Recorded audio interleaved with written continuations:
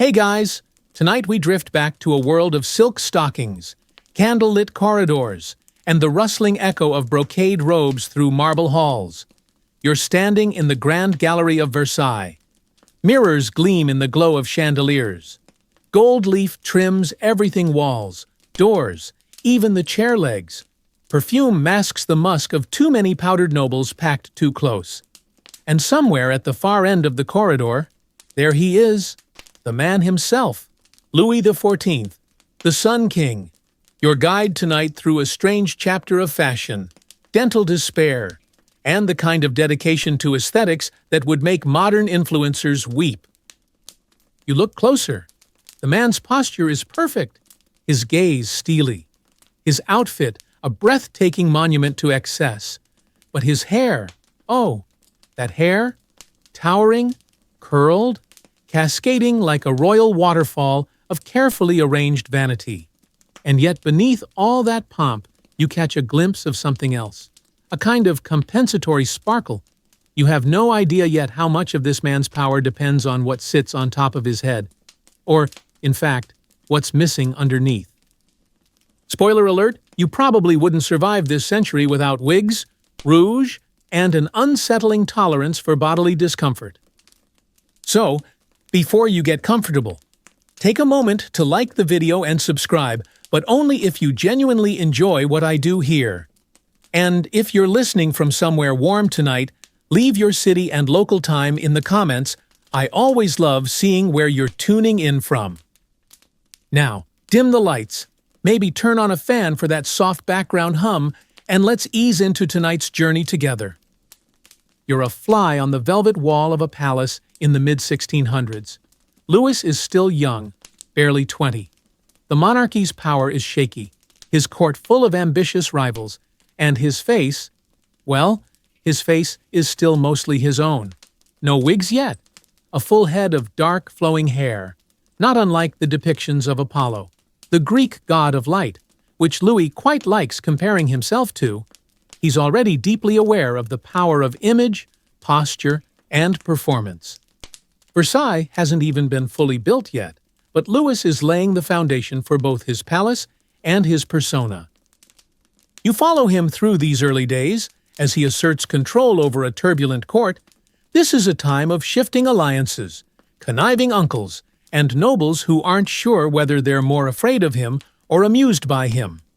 Louis understands one thing very clearly: if he's going to be worshipped like the sun, he'll need to look the part, and not just occasionally, always. He introduces new court rituals that force the nobility to revolve around him literally. Every sunrise, he holds a ceremonial rising, where nobles gather to watch him wake up and get dressed. You, standing in the background. Watch them fuss over which stocking he'll wear first, or who gets the honor of handing him his slippers. It's absurd, and completely brilliant. The more time they spend trying to hand him a toothbrush, the less time they spend plotting. But even now, you notice the subtle discomfort. Louis keeps adjusting his collar. He winces a little when he bites into his roast. At first, it's nothing.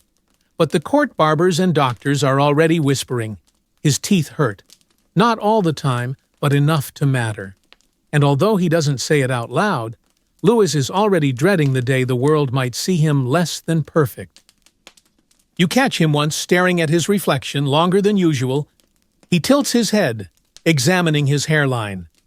A courtier cracks a joke, something about wigs being all the rage in England. Louis doesn't laugh. He just nods slowly and makes a mental note. Historians still argue whether his insecurities were rooted more in politics or personal vanity. But it's clear to you, Louis is beginning to realize the power of concealment.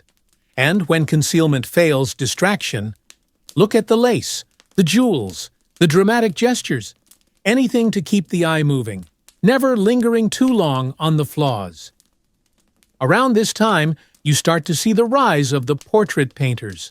Everyone wants a canvas of Louis young, proud, sun-kissed curls, glowing with an ethereal gleam. These images will soon replace the man himself, but even the best painter can't hide the subtle yellowing of a few teeth, or the way he holds his jaw slightly askew. Still, it's not a crisis. Not yet. Just an undercurrent, a whisper beneath the harp music. And then there's the fashion. Louis is increasingly obsessed. He doesn't just want to look good, he wants to control what good even means. If he wears it, it becomes law.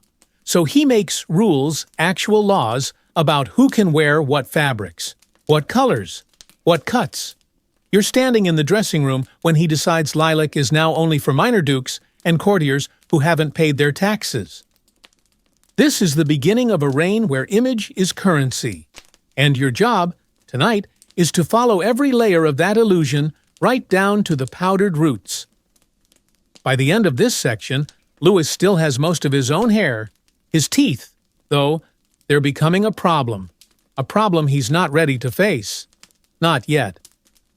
You take one last look at him as he walks through the Hall of Mirrors young, ambitious, glowing in candlelight.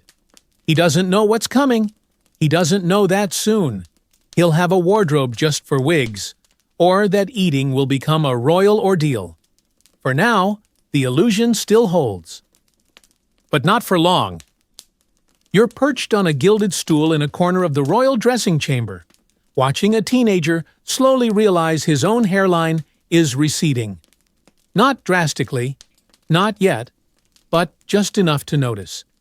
Louis XIV is only 14, and already he has the weight of a crown looming on his forehead, and now the creeping betrayal of his scalp. He tries to brush it differently. Maybe it's just the candlelight, or humidity, or a hat worn too long. But the truth is unavoidable. The Sun King is going bald. It's not immediate. The thinning starts slowly. A little less volume here, a suspicious patch there. But for a boy who understands the importance of appearance almost more than the business of statecraft, this is a catastrophe in slow motion. You watch as the palace begins to buzz. The royal barbers murmur.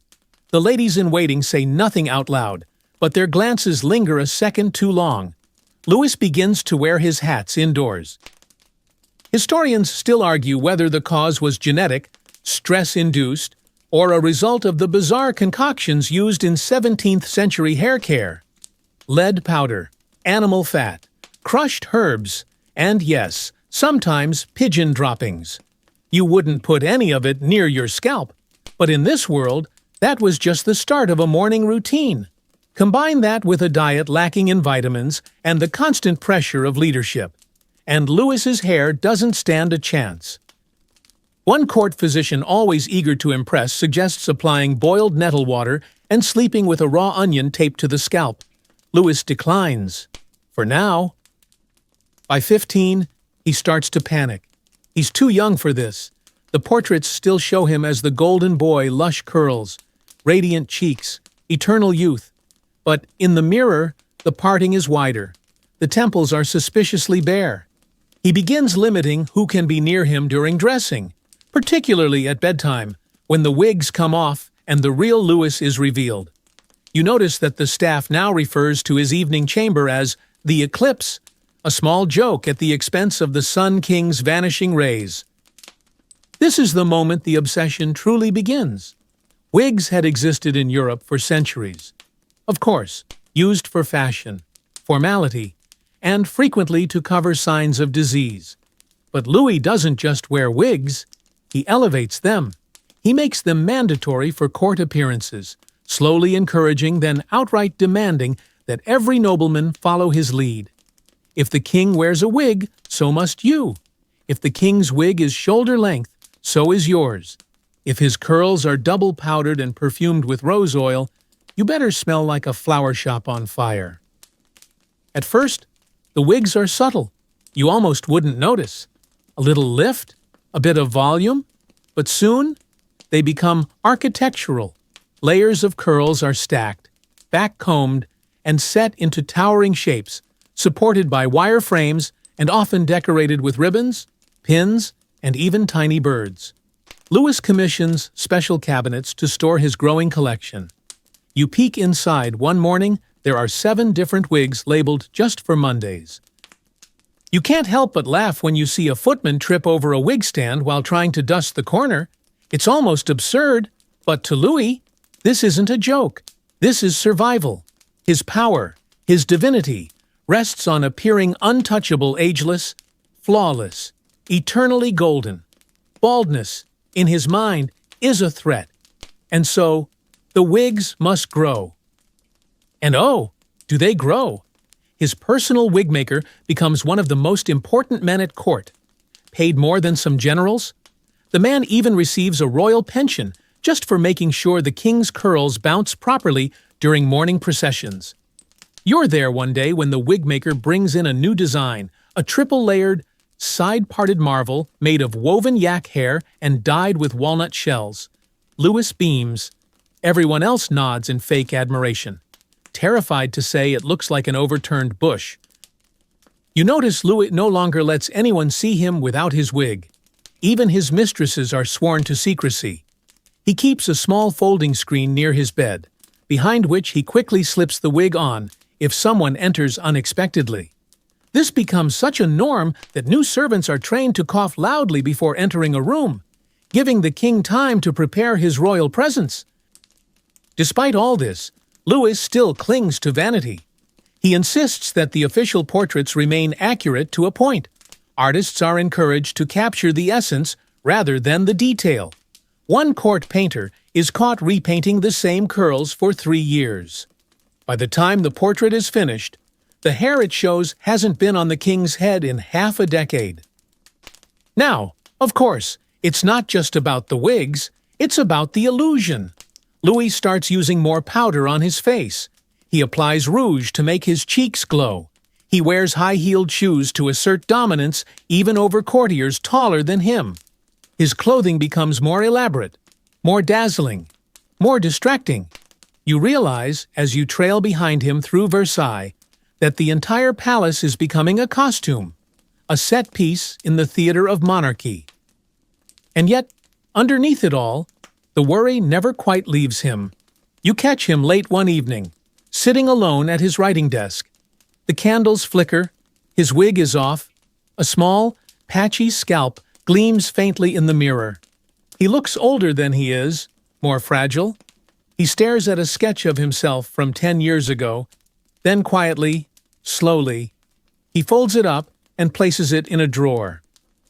You back away, unnoticed. The Sun King cannot be seen like this. You wake to the scent of hot wax and lavender powder, and already the palace is alive. Footsteps on marble, distant lute music, a noble yelling because someone powdered the wrong pair of stockings. You shuffle quietly into the royal dressing chamber, just in time to witness a pivotal moment, the birth of an industry dedicated solely to covering the top of one man's head. Louis XIV's wig obsession is no longer a personal quirk. It has become a full-blown economy. And like everything else in Versailles, it's complicated, theatrical, and a little ridiculous. This morning's star is a new delivery of hair. Not wigs yet, just sacks of freshly sheared goat, imported yak, and human hair collected from a disturbingly wide variety of sources. Some hair is bought from poor peasants, some from prisoners.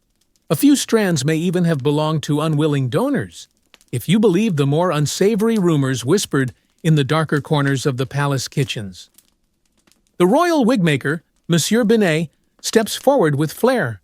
He sniffs the goat hair, rubs it between his fingers like a wine connoisseur assessing tannins. Too coarse, he mutters. The yak hair gets a hum of approval. It will add volume. Especially useful for the hot weather wigs. The human hair, of course, is reserved for formal occasions, you know, coronations, speeches, and surprise visits from foreign dignitaries. Historians still argue whether Binet was truly the originator of the Versailles stack wig, 3 tiers of curls with embroidered ribbon details, or whether it evolved from a previous Italian style. But what's certain is the wigs are getting taller and heavier. Louis now owns nearly a dozen, each with its own occasion and drawer in a specially constructed rotating armoire. You peek inside and marvel at the labels. Diplomatic Thursday, Horseback practice autumn. Solemn parade with Turkish ambassador. They are specific, painfully so. Every strand must be curled, powdered, and perfumed. You watch one servant spend 4 hours simply arranging the loops of a single side curl. 4 hours, just for a lock of fake hair that might not even be worn today, and yet no one complains. This is Versailles. This is the Sun King, and this is what keeps you in his orbit. As the wigs grow, so do the regulations. Louis begins to pass fashion edicts, sumptuary laws that dictate who can wear wigs, what kind, and when. If your curls are too elaborate for your station, you might be fined, or worse, invited to explain yourself in front of the king himself. That rarely ends well. You recall the Count of Bouvier, who dared wear a double-tiered wig to a garden banquet and was promptly assigned to govern a mosquito-infested corner of Gascony. The artisans begin to thrive. Wig makers, powderers, perfumers, hair harvesters, even furniture builders get in on it, designing wig cases and carry chests for traveling nobles who now consider hair transport a serious logistical concern. The village near Versailles becomes a boom town. You walk through the marketplace and see entire stalls dedicated to wig accessories. Tiny combs, sachets of dried rose petals, scented oils, even miniature umbrellas to shield your wig from sudden drizzle. There's an entire subgroup of children who run errands just for wigs delivering powder, warming curlers, fetching hairnets. One of them, a 10-year-old named Claude, has already memorized the names and functions of 30 different wig styles. You overhear him describing the difference between a double cascade gala spiral and a ceremonial taper fluff. He is terrifying and oddly impressive. But the industry isn't just about vanity, it's survival. Everyone at court is invested in keeping up appearances. Nobles compete not just in power or land, but in how perfectly their wigs mimic the king's own style. If you show up with the wrong wig, it's not just a faux pas, it's a political misstep. You're aligning yourself with a rival faction, or suggesting the king's current look is passé. Louis notices. He always notices. You begin to realize how deep this runs when you witness a duel. Not over love, not over honor, over a curl pattern. Two gentlemen with nearly identical powdered wigs accuse each other of copycatting. Tempers flare, gloves are thrown, swords are drawn. The duel is short and mostly embarrassing. Both men trip on their flowing coats, but it underscores the point. Wigs have become a symbol of power, allegiance, and deeply bruised pride. And in the middle of it all is Louis, the master of the game. He changes his style often, not because he's indecisive, but because he knows the court will scramble to follow. You watch as dozens of nobles frantically schedule appointments with their wigmakers after the king debuts a slightly longer side curl. The ripple effect is immediate. By the next afternoon, half the court has updated their look. It's exhausting and brilliant. Louis has created a system where no one can look away from him. Even their own heads aren't their own. They are shaped, sculpted, and styled to mirror his every move. Late one night, you slip past the main hall and peek into the royal wig chamber. It's quiet. The candles flicker low. Rows upon rows of carefully arranged wigs line the shelves like sleeping animals. Each one is labeled, perfumed, and resting in velvet nest. Some are massive, others delicate. One has a tiny carved fleur-de-lis pin tucked into a central curl. You swear you hear one of them sigh. And just like that, you realize this isn't just about hair. It's about control, power, illusion. Louis may be going bald, but he's created an entire world to make you forget it. You're crouched beside a dusty chaise in the Hall of Battles, watching a general try to bow without toppling over. Because, of course, his wig is enormous. Its curls are starched and stacked, weighted with an eagle-shaped ribbon that sways threateningly with each move. He nearly loses his balance. A courtier gasps. A valet inches forward just in case. But the general steadies himself with a subtle heel shift, and the room exhales. Disaster barely avoided. This is the absurd new battlefield of Versailles. Wigs are no longer just for court and balls. They've crept into military life. Louis XIV, who sees no situation as too solemn for ceremony, has ensured that even his marshals and commanders march with powdered heads gleaming under the sun. Never mind the mud, or rain, or cannon fire. What matters is the silhouette. Historians still argue whether this fashion was practical or deeply unhinged. There's a theory that the wigs helped intimidate enemies like a lion's mane. The bigger the curls, the bolder the presence. Another suggests it was simply habit when the king always appeared coiffed. So must his subordinates. Either way, it meant that some battles were fought not only with sabers and muskets, but also with hairpins and pomade. You watch as wigs are secured with leather straps and hidden clasps under helmets. Some soldiers add extra powder before dawn attacks. Powder before going into a skirmish. One particularly stylish captain insists on having his side curls re-looped between cannon volleys. He dies later that week, but his hair looks magnificent in the memorial painting. Back at Versailles, the king loves these reports.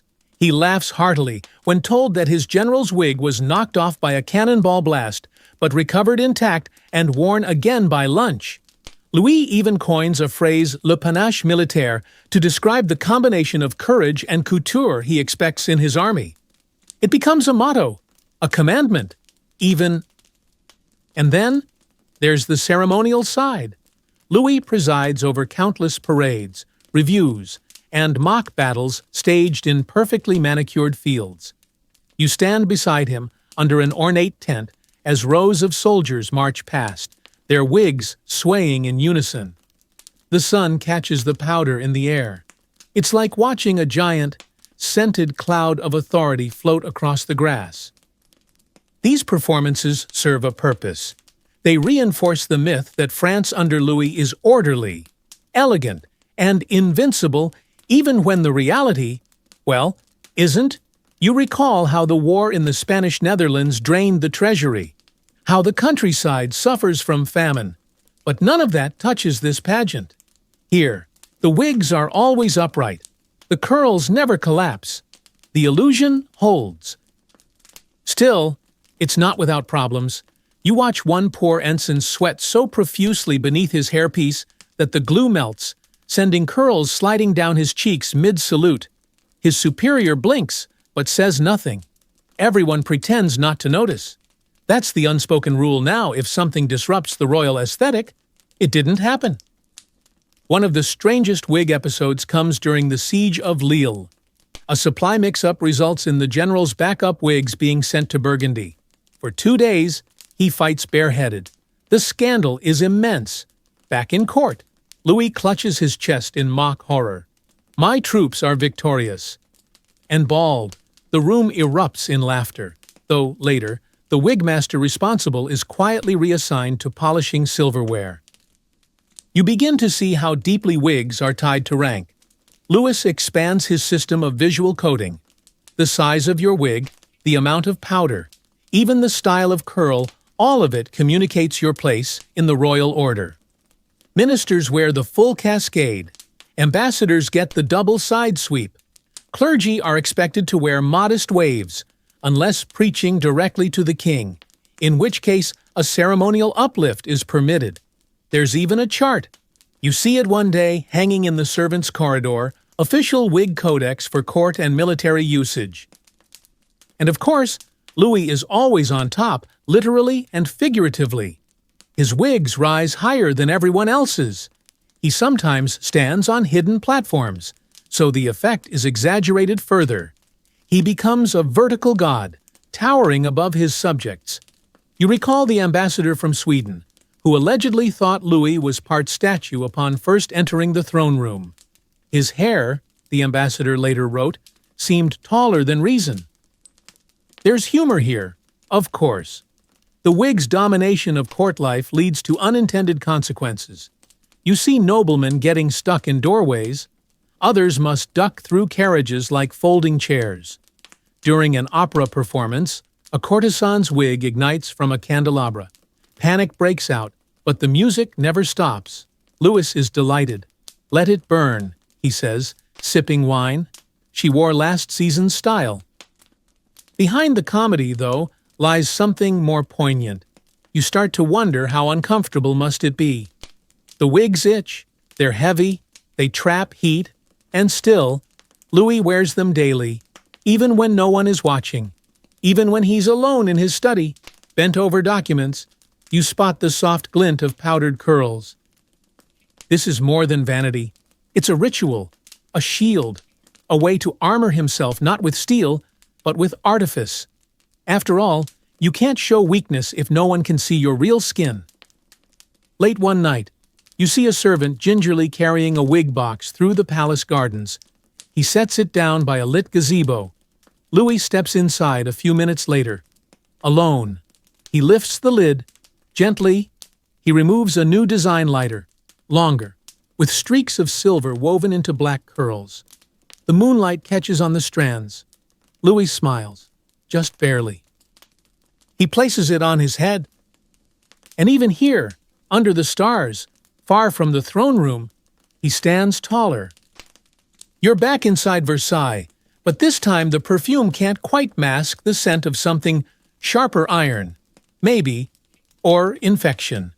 Louis is slumped slightly in his chair, his hands folded neatly, but there's a tightness around his jaw that wasn't there before. You move closer. The king is in pain, and not the subtle discomfort of an itchy wig or sore feet from courtly dancing. This is deeper, sharper. It radiates from his mouth. The royal smile, the one captured in so many glowing portraits, is beginning to fade. It's hard to smile when your teeth are rotting. Louis's dental issues started quietly, like his hair loss, a small ache in a molar, sensitivity to cold wine. He brushes it off literally, with a twig of licorice root, the closest thing to a toothbrush at the time. But brushing, such as it is, doesn't help. Nor do the dozens of medicinal powders offered by court physicians, most of which are some horrifying blend of burnt eggshells, ash, honey, and chalk. Honestly, brushing with gravel might have been more effective. Soon, the pain worsens.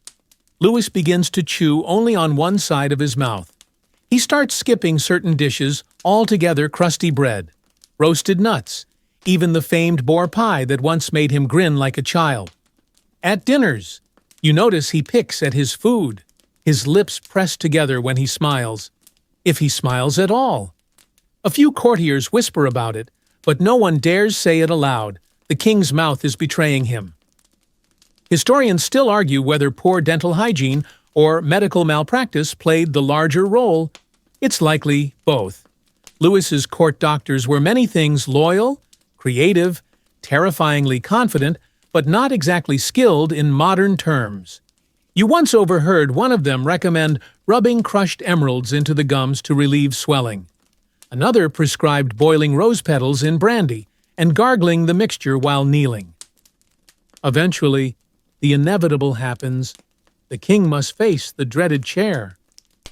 You're there, though. You wish you weren't for his first major dental procedure. The palace has been cleared of most attendants, heavy drapes drawn. A hush settles over the room, disturbed only by the faint clink of iron tools. The royal dentist, a jittery man with a thick mustache and haunted eyes, approaches with trembling hands. He bows so deeply you think he might never stand up again. Louis sits rigidly. No anesthesia. Of course, it hasn't been invented yet. Just a bit of spiced wine to dull the edge, and a leather strap to grip between the teeth he still has. The first tooth comes out with a sickening crack. You wince. Louis grips the chair arm so tightly his knuckles whiten.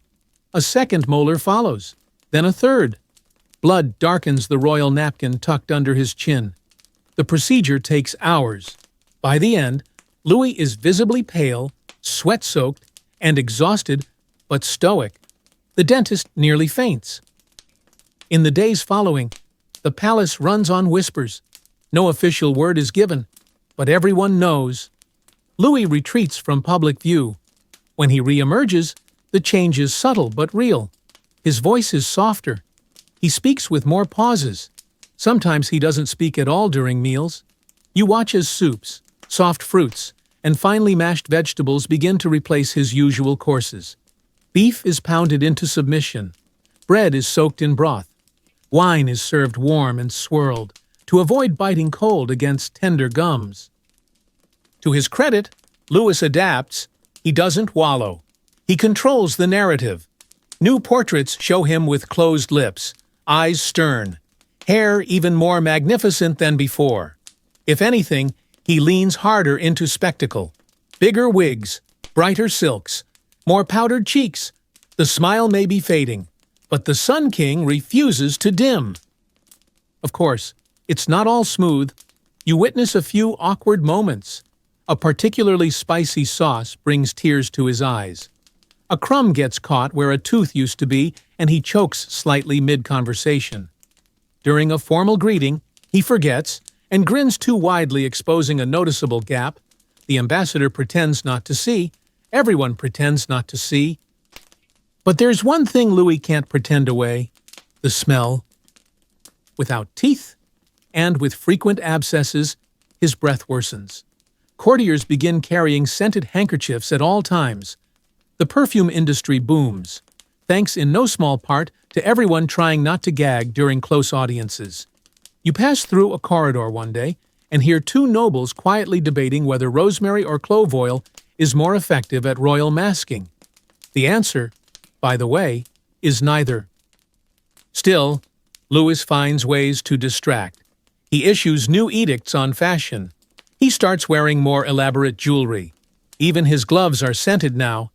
Every detail of his appearance becomes a strategy. Keep their eyes on the cuffs, not the canines. It works for the most part.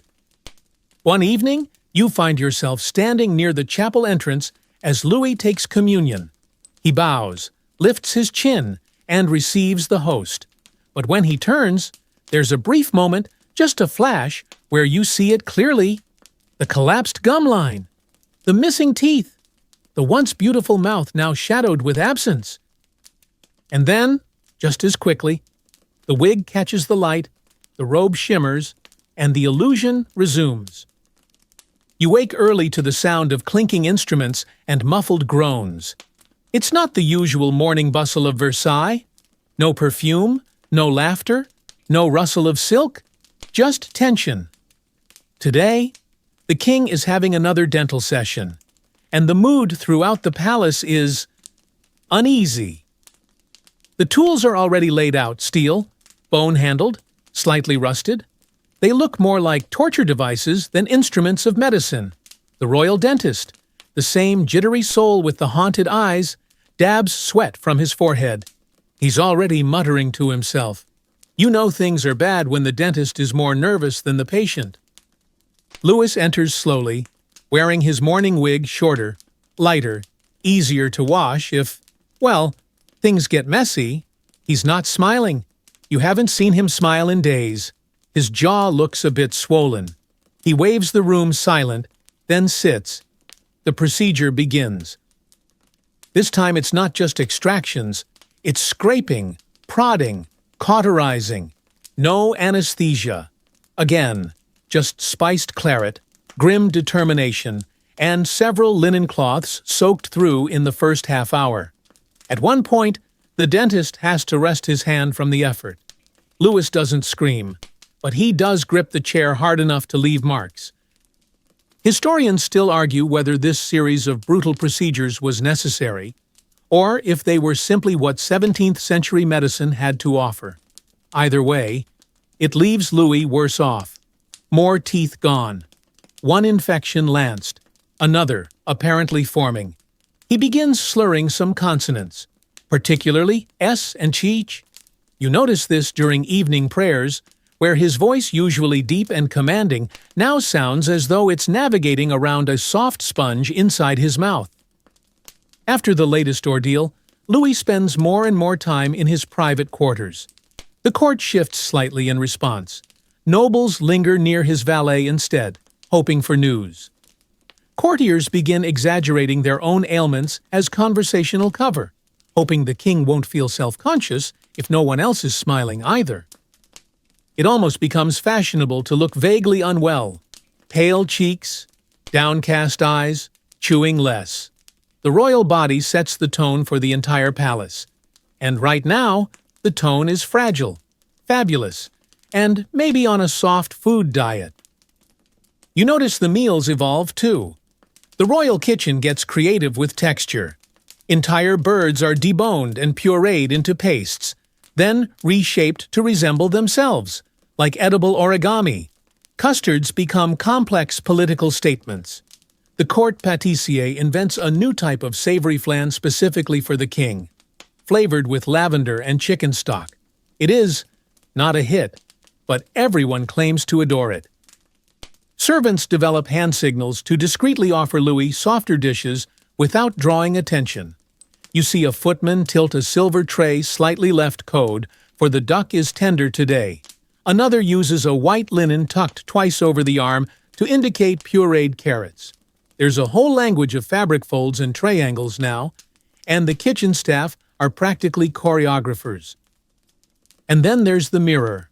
Louis still consults it daily, but not like before.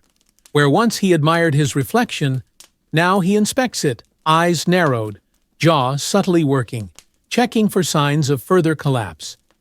He has developed a small gesture, almost imperceptible thumb brushing just below his lip, like a man constantly verifying that the mask is still intact. Still, the palace adapts.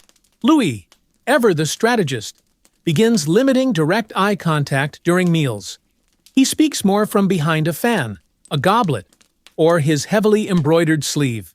The art of subtle concealment becomes the court's newest fashion. If the king does it, so must everyone else. Hand fans become unisex. Lace cuffs get wider. Even candlelight is repositioned to cast more flattering shadows across the dining table. One particularly enterprising noble designs a conversation bib, a stiff lace frontpiece that rises halfway to the chin.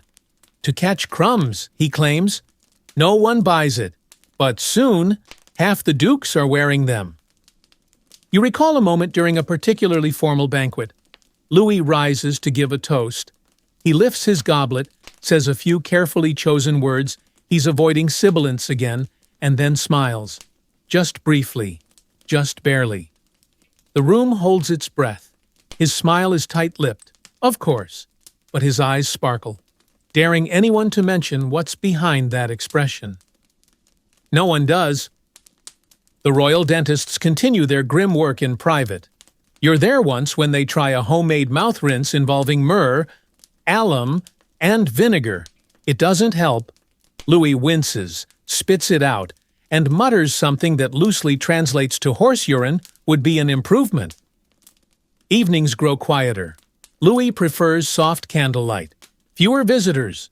But when he does appear, when he emerges in full regalia, dripping in diamonds, wig towering, robes fanned out behind him, it's like watching a living painting. He is, as always, magnificent. You forget, for a moment, what's happening beneath the surface. But only for a moment. Late one night, you catch a glimpse of a page slipping into the royal study carrying a velvet-lined box. Inside a small set of ivory dental prosthetics. Not teeth exactly, just carved shapes to fill out the mouth's hollows. Decorative, uncomfortable, and entirely useless for eating. But they offer the illusion of fullness, of youth, of wholeness. Louis tries them the next day, wears them for an hour, then 2. Eventually decides they pinch too much to keep for long, but he keeps them close, his little secret, his little defense. The Sun King, still shining, but the smile that's becoming an optional feature. You're standing discreetly in the back of the Hall of Mirrors again, watching as nobles titter and rustle into formation. But the real drama today isn't about politics or scandal. It's about the king's mouth, or rather, how well he's hiding it. Louis XIV has perfected the art of not smiling. His lips form a soft, flat line. His eyes do the expressive work, now raising in interest, narrowing slightly in amusement, all while the mouth remains firmly shut, the teeth locked away behind courtly mystery. You wonder if anyone even remembers what his smile looked like. You do, of course, but most don't. They remember the wigs, the robes, the confident stride, and that's exactly what Louis wants. To the public, he is as glorious as ever, but behind the scenes, the practical implications of being mostly toothless are mounting. Take meals, for example. You've seen his food regimen shift from delicate to absurd. Entire meals now pass through a sieve before reaching his plate. Chefs in the royal kitchens are competing to invent new forms of food mush, wrapped in golden puff pastry for appearances. What looks like a roasted pheasant on the table is, in fact, pureed pheasant meat reshaped into bird form with the help of egg yolks, flour, and creative ambition. His meals are served lukewarm now, not by mistake but by design. Hot food irritates his gums. Cold food is too sharp. Everything has to be just warm enough, like a very fancy bowl of baby food. You see servants test temperatures with their wrists, like nervous nannies with royal porridge. At banquets, Louis adopts a tactic of distraction. While the first course is served, he tells a long anecdote. During the second, he insists on listening to music. By the third, he suddenly needs to sign a document or inspect a newly arrived foreign gift. Meanwhile, a trusted attendant eats on his behalf, sneaking bites from the royal dish in a shadowed alcove so no one questions why the plate is empty. Historians still debate whether Louis's increasingly ornate mealtime rituals were born from personal discomfort or deliberate theater.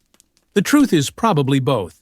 You've seen the man adapt too many times not to respect the strategy. He never lets pain be visible. Not to his court, not to his portraits, and certainly not to foreign dignitaries. Still, you witness moments of private frustration. Late one evening, he throws a silver spoon across the room. It clatters against a column and leaves a dent in the molding. A servant rushes to retrieve it. Louis just mutters, "It bit me first," and turns back to his letters. Of course, the loss of teeth affects more than food. It reshapes the face. His cheeks begin to hollow. His jaw shifts slightly forward. A courtier refers to his evolving look as regally sunken, which earns them a surprisingly dry indeed from the king, but the truth is that it bothers him. And so begins the rise of the royal grooming squad. Where once the focus was on wigs and robes, now a full team manages the illusion of facial fullness. Powder is applied beneath the cheekbones to soften shadows. A subtle tint is brushed along the lips to make them seem more defined. Even the lighting in the throne room is adjusted candles, placed slightly lower so shadows fall flatter across his features. You wouldn't believe how much candle height influences flattery. The mirrors in his personal chambers are replaced with ones that slightly distort the reflection just a touch, making the face seem broader, the jaw firmer. The court mirror maker is sworn to secrecy, though you later hear him drunkenly bragging at a garden party about making the king 5 years younger with the right bevel. Fashion plays a role too. Louis now favors collars with high structure and gentle upward flare, creating the impression of lifted cheeks and a more prominent chin. Even his shoulder pads are adjusted. Yes, shoulder pads to create a more upright posture and distracting symmetry. And then, of course, there are the wigs. They are taller, more voluminous, curls strategically arranged to frame the face like sculpted drapery. Some are designed with what his valet refers to as a noble forward lean, just enough hair shifted toward the cheeks to hide the soft sag of time. One especially elaborate piece, known as le nuage impérial, contains a clever system of loops and padding that almost recreates the structure of a youthful jawline. The wig itself weighs nearly 7 pounds. You know because you helped carry it once, and your spine still regrets it. But it works. It really does. When Louis walks into a room with Le Nuage Impérial secured and powdered, bathed in soft candlelight and framed by embroidered satin, he still looks like the Sun King. Not young, perhaps, but eternal, majestic, untouchable. You witness the reaction from visiting envoys. They bow low. They compliment his health. One even remarks on how robust the king appears for a man of such busy affairs. Louis replies with a tight-lipped smile, and a soft flattery is the currency of diplomacy. Monsieur. At court, people begin to imitate his tactics. Nobles adopt the angled curls, the higher collars, the strategically shadowed cheeks. It becomes fashionable not to show teeth. You see entire portraits commissioned with closed-mouth expressions. One lady even has her teeth removed electively, just to mirror the king's refined silhouette. You quietly question her sanity, but she seems very pleased. It's not just vanity, it's survival. Everyone here understands that in Versailles, reality bends to presentation. And if the king no longer chews, neither do you. If the king no longer smiles wide, neither should you. The royal body sets the pace, and you do not want to fall behind. So, Louis continues, eating in secret, smiling with his eyes, rehearsing his gestures in private. His power never fades, because he's always one step ahead of the narrative. You admire it, even as you see the toll it takes.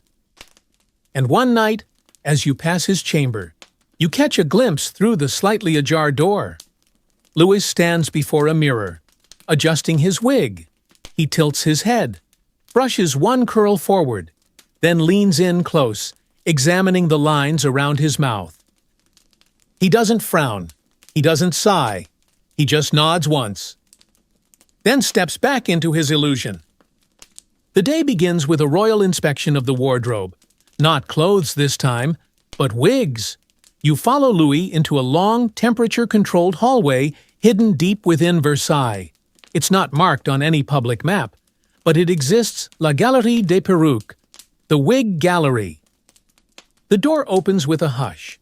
Inside, it's quiet as a chapel, cool as a cellar. Velvet-lined drawers glide open to reveal ranks of curled hairpieces, each perched on porcelain busts, each labeled with delicate gold script. Le ver d'hiver, l'éclipse du midi, le cyclone ambassadeur. Each has its place. Each tells a story. Today's task, choosing the right wig for a diplomatic dinner with the Dutch. You assume this will be quick. You assume wrong. Louis stands for nearly an hour, inspecting options. He wants one that conveys authority, but not arrogance. Power, but with a hint of magnanimity. Eventually, he settles on a piece with a subtle silver sheen woven through the curls, a quiet reminder that time has passed, but not weakened him.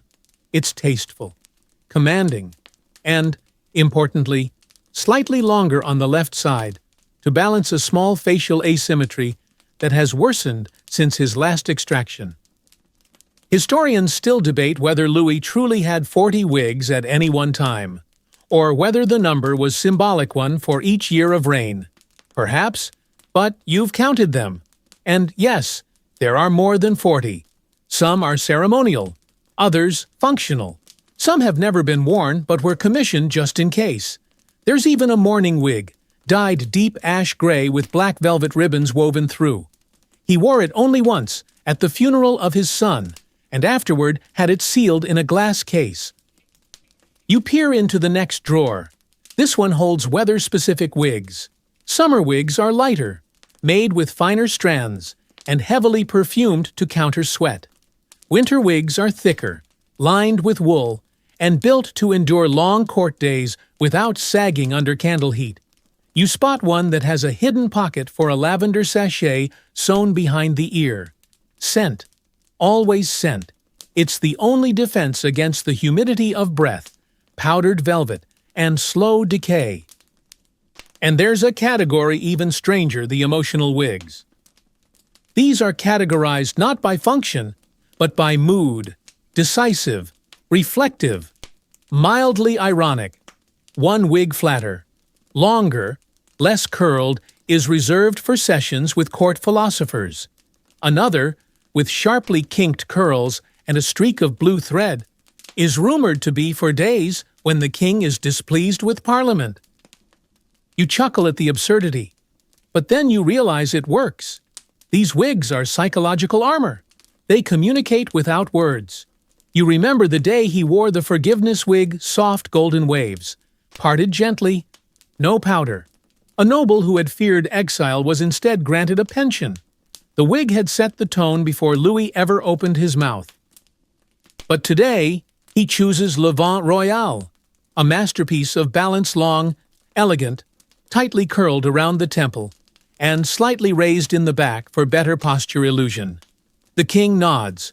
The wigmaster begins the hour-long ritual of fitting. While this happens, you scan the room again. Along the back wall, a cabinet holds accessories, jeweled pins, combs, scenting tools, even a gold brush engraved with Pour ma gloire, for my glory. It's not arrogance, it's branding. The wig fitting is its own ballet. The piece is gently placed, adjusted, padded, anchored with silk ties and a light dab of wax to keep a rebellious curl in place. Powder follows rose, lavender, or iris, depending on the event. Today, it's violet. You catch the faintest trace as it drifts through the air, landing on the king's shoulder like snow that smells expensive. And when it's done, when the curls are settled, the shoulders dusted, the collar arranged just so Louis rises. He doesn't speak. He just looks in the mirror. It's not a look of vanity, not exactly. It's evaluation, control, making sure every line is in place, every flaw masked, every message clear. Because tonight, that wig will speak louder than his words. The dinner proceeds smoothly. Diplomats flatter. Musicians play. Dishes are passed, most of which the king barely touches. You know the game by now. Soft meats disguised as firm. Soups served with heavy garnish. He smiles tight-lipped, as always, and offers quiet nods. But the hair does most of the talking. Afterward, in the quiet of his study, you see him remove the wig with a sigh. Underneath, his scalp is mottled. A few stubborn wisps cling like survivors on a wind-swept battlefield. He rubs his temple, stares at the powder still clinging to his hairline, then gently sets the wig back into its stand. One of the valets whispers that another has been commissioned. Wig number 41, to be made from the hair of a Spanish stallion. Allegedly, it holds shape better in humidity. He explains, naturally. You don't laugh, you just nod. Because here in Versailles, a man's head isn't just his own, it's a kingdom, a battlefield, a masterpiece, and Louis rules it as carefully as he rules France. You're standing in the royal antechamber, fanning yourself gently as midday sunlight bakes the marble courtyard outside. It's summer, and Versailles has turned into a slow-roasting oven wrapped in silk. The candles drip faster, the perfume wilts by noon, and every square inch of the palace seems to hold its breath. And yet here comes Louis XIV, striding into the hall in full ceremonial dress, with 10 pounds of hair on his head. You can almost hear the collective groan from the valets, not because the outfit isn't beautiful, it is, but because it's hot.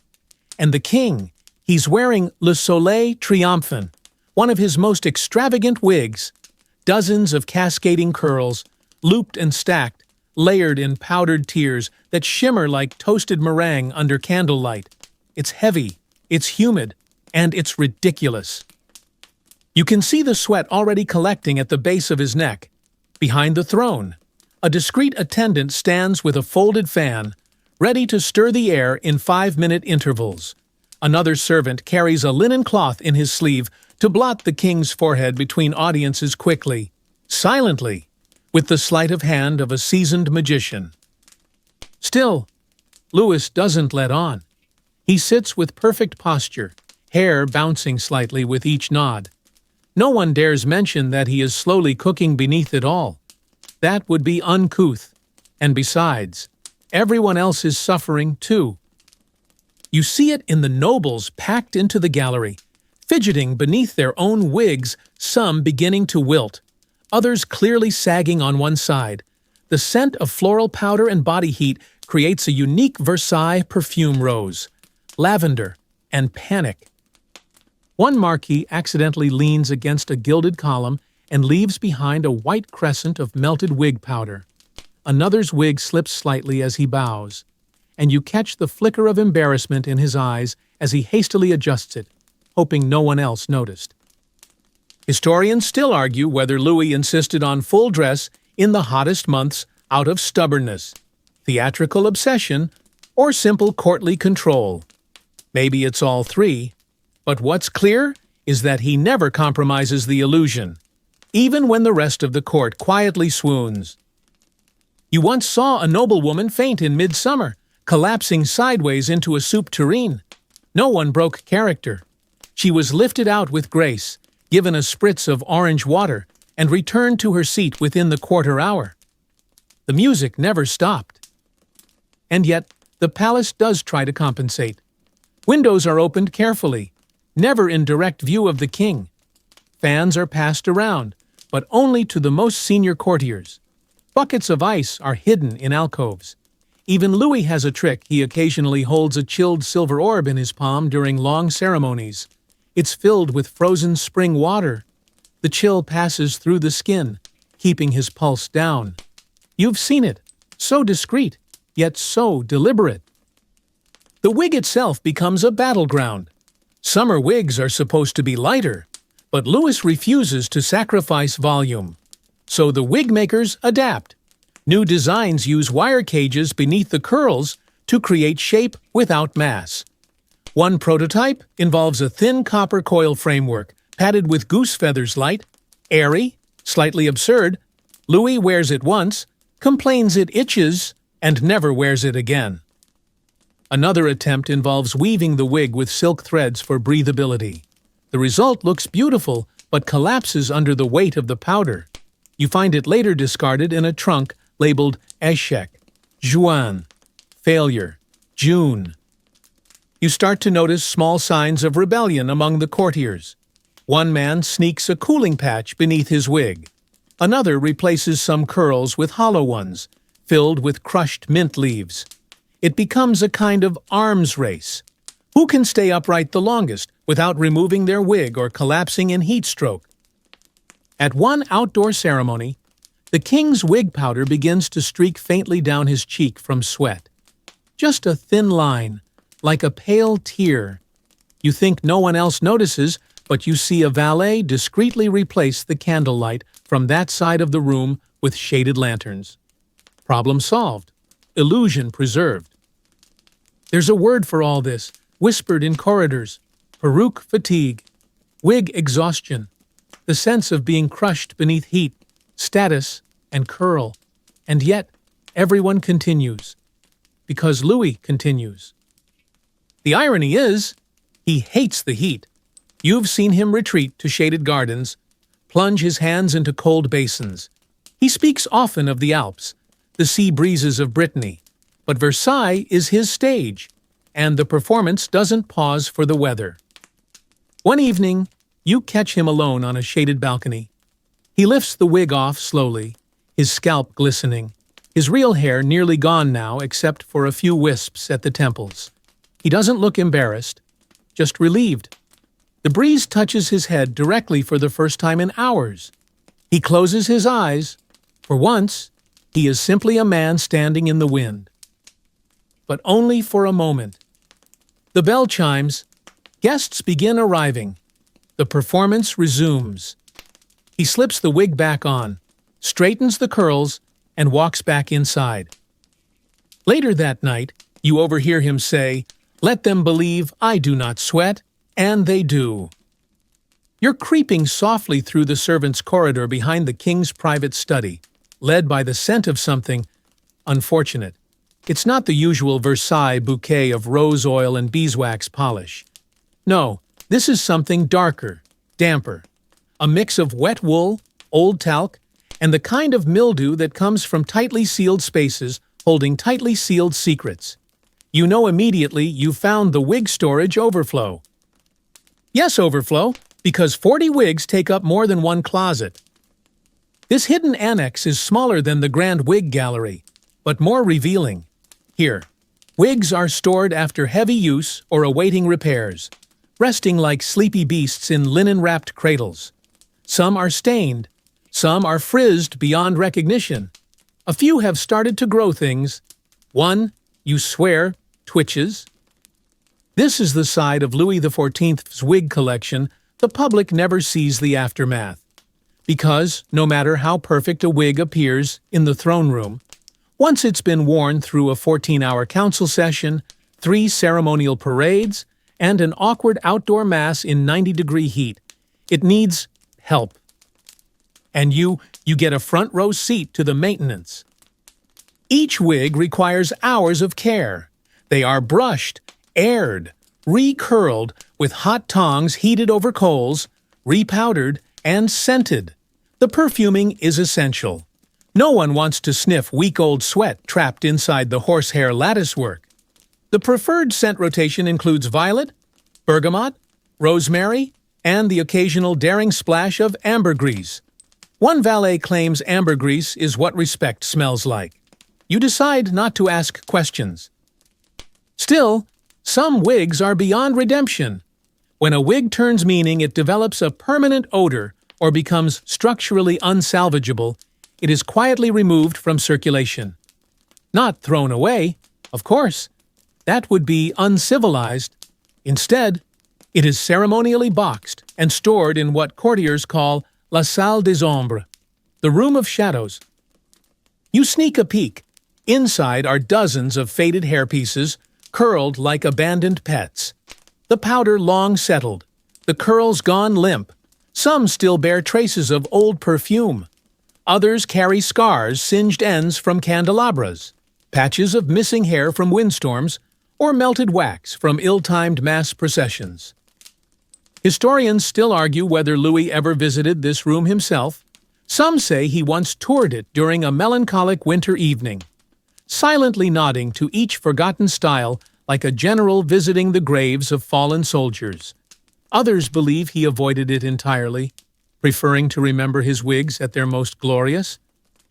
Meanwhile, hygiene at Versailles remains a famously ambiguous affair.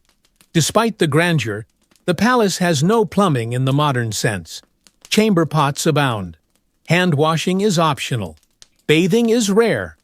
Louis himself bathes only occasionally, and even then, more in alcohols and herbal soaks than with water. The court believes water weakens the body's natural defenses. This philosophy extends to wig care. Wigs are never washed as you would imagine. Water would destroy their structure. Instead, they are dusted, aired, and occasionally beaten like rugs to remove dirt and lice. Yes, lice. Powder doesn't kill them. It just hides them. Some wigs, especially the older ones, come with their own colonies. So Louis and his courtiers develop ways to cope. They wear thin silk caps under the wigs to minimize contact. They scratch discreetly using ivory-tipped sticks. One inventive noble designs a collapsible scratching device with interchangeable scented tips. He calls it Le Grattoir de Minuit, the Midnight Scratcher. Patent pending. You observe a fascinating ritual, the morning delousing sweep. A valet gently lifts each wig, inspects it with a magnifying glass, and applies clove oil if necessary. It's done with the precision of a surgeon. You imagine if any creature dares crawl from that mass of curls, the punishment will be swift and humiliating. And yet, somehow, none of this breaks the illusion. Louis, despite the heat, the rot, the vermin, and the smell, continues to wear these wigs with divine composure. He never flinches, never scratches in public, never lets the seams show. That is the power of absolute rule, not over a nation, but over one's own image. You start to realize the wigs aren't just hairpieces. They're symbols of constancy, control, grandeur. Each one is a silent announcement that the Sun King remains untouched by decay, unbothered by discomfort, and eternally elegant. Even when a wig collapses mid-procession, as one famously did during a particularly windy garden parade, Louis simply pauses, removes it with a flourish, and dons a backup offered from a nearby velvet box. The crowd cheers. His composure is interpreted as grace, dignity, majesty. No one laughs, not out loud, at least. But behind the scenes, the struggle is real.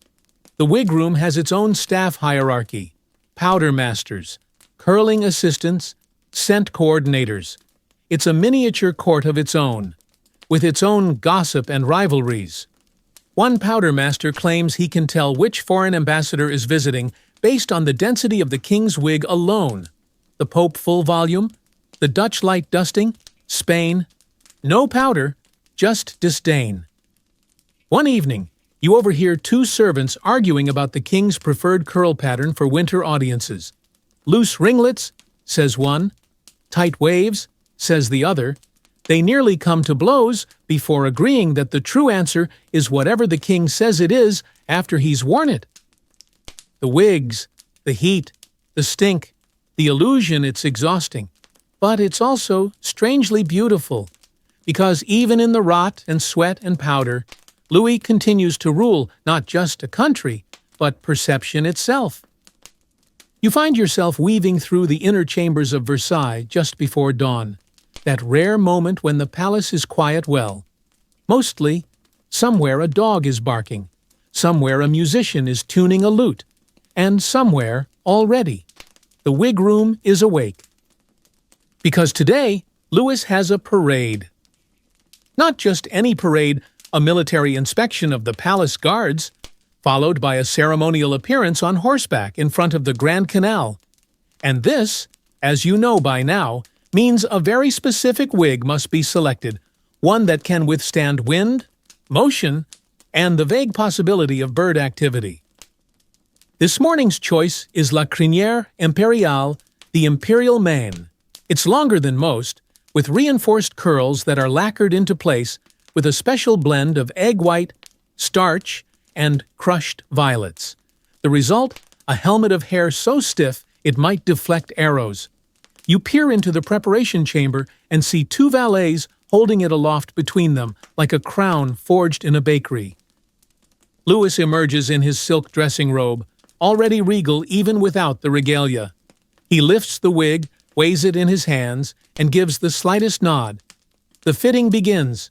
It takes 3 men and 20 minutes. By the time Louis steps out into the morning light, he looks 10 feet tall, partly because of posture, mostly because of curls. The courtiers gasp. Nobles fan themselves. Even the horses seem impressed. Louis's wig is performing a miracle. It turns his aging, toothless self into a living statue. You don't know whether to applaud or offer him water. But the day is long, and you're about to learn something new. Because while wigs may handle heat and odor and even lice, they do not handle speed. The moment Louis mounts his ceremonial horse and begins to trot down the gravel path, you hear it, the faint but unmistakable flapping of curls caught in the breeze. One side of the wig begins to lift slightly. A single looped curl twitches like a flag on a winded ship. You hold your breath, so does the crowd. But Louis, ever the showman, tilts his head slightly to the left, balancing the flow, and lets the breeze carry his curls like a triumphant banner. The crowd thinks it's intentional. Applause erupts. One court poet composes a couplet on the spot. Like God with curls in morning air, he rides with grace beyond compare. You hear it recited at dinner for weeks. Historians still argue whether Louis had a wind wig, one specially designed for outdoor appearances. Some believe La Crinière Impériale had a reinforced silk chin strap. Others say he had a second wig hidden beneath his saddle, just in case. You, of course, know the truth. It was all improvisation. But not every wig holds up so well. Back at the palace, you examine one of the older pieces. Le Vainqueur de Flandre, a battle wig worn during a victory procession years ago. It's crispy. The powder has hardened into clumps. The curls are warped. There's a small feather embedded in one side. No one knows where it came from. This brings you to another under-discussed reality of wig life reusability. These things aren't disposable. A single wig might be recurled, repaired, and repowdered dozens of times. The more iconic ones are treated like relics. Some have their own trunks. Others travel with an attendant. A few, rumored to have been worn during historic speeches, are kept in near-pristine condition, occasionally aired out like fine wine. But not every wig survives. Some are decommissioned in a quiet ceremony called le repos des mèches, the resting of the locks. A white linen is laid over the wig. A single candle is lit. Then it is placed into long-term storage and never spoken of again. You once saw a valet cry during one of these retirements. "It framed him so beautifully," he whispered. Back to today's parade, Louis returns by early afternoon, slightly sunburned but otherwise untouched. His wig, still intact, you marvel at its resilience. A few curls are out of place, but a quick pat-down and a dusting of powder erase the evidence. It's like the wind never happened. Lunch is served. Louis nibbles at pureed trout and sips diluted wine. His mouth is sore, of course, but he doesn't show it. What he does show is his hair flawless under the dining room chandeliers. You note that even the tableware now matches the wig aesthetic. The silver is shaped with Baroque curls. The napkin rings resemble coiled locks. One dessert lemon custard in a spiral mold is nicknamed La Boucle Royale by the staff. It's ridiculous. It's completely on brand. By evening, Louis retires to his chambers.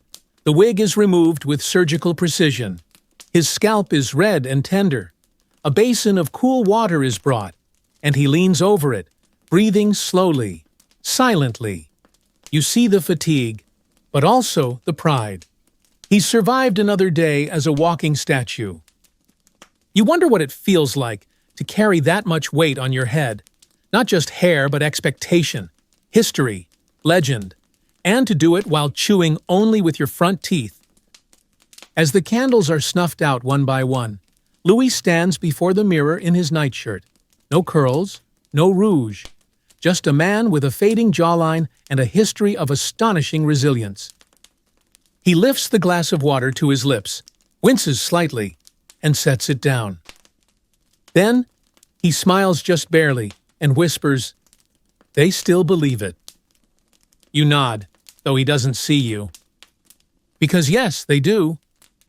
You're trailing behind the king on a rainy morning in Versailles, your shoes clicking on the wet flagstones as attendants scurry to keep his hem dry. But no one's really looking at the robes today. All eyes are on his head. Because Louis XIV, being Louis XIV, has decided that rain is not a reason to scale down the hair. Enter the storm wig. It's an experimental piece shorter than his usual waterfall curls, but styled in tight ringlets woven with waxed thread to repel moisture. A sort of early Baroque helmet. This wig has a reputation. It's survived 2 unexpected spring showers and 1 near-catastrophic fountain malfunction. Today, it will face a garden tour under clouds the color of lead. Historians still argue whether the storm wig was a real thing or a court joke taken too far.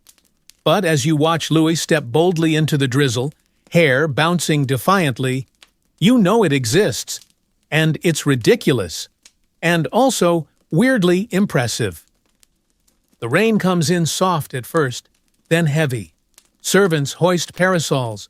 Courtiers yelp as their powder runs in rivulets down their cheeks.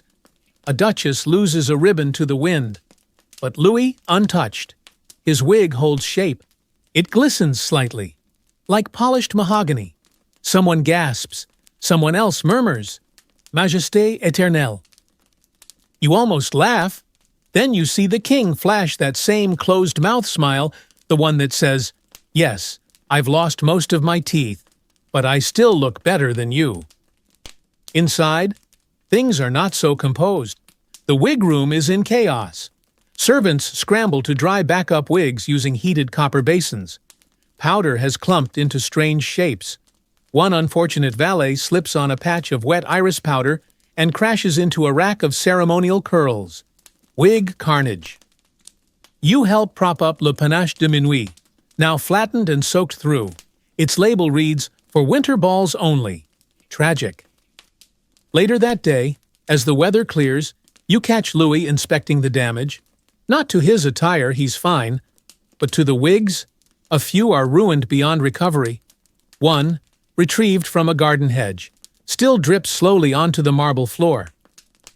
Rather than express anger, Louis simply says, "We must invent something better," and just like that, the court wigmakers are given a new assignment, rainproof grandeur. They try everything. One proposes oiling the curls. Another experiments with beaver hair for natural water resistance. Someone even suggests a wig bonnet, an oilcloth hood shaped to fit over a wig. Louis flatly rejects it. "I do not put a hat on a crown," he says. The final solution, a custom canopy.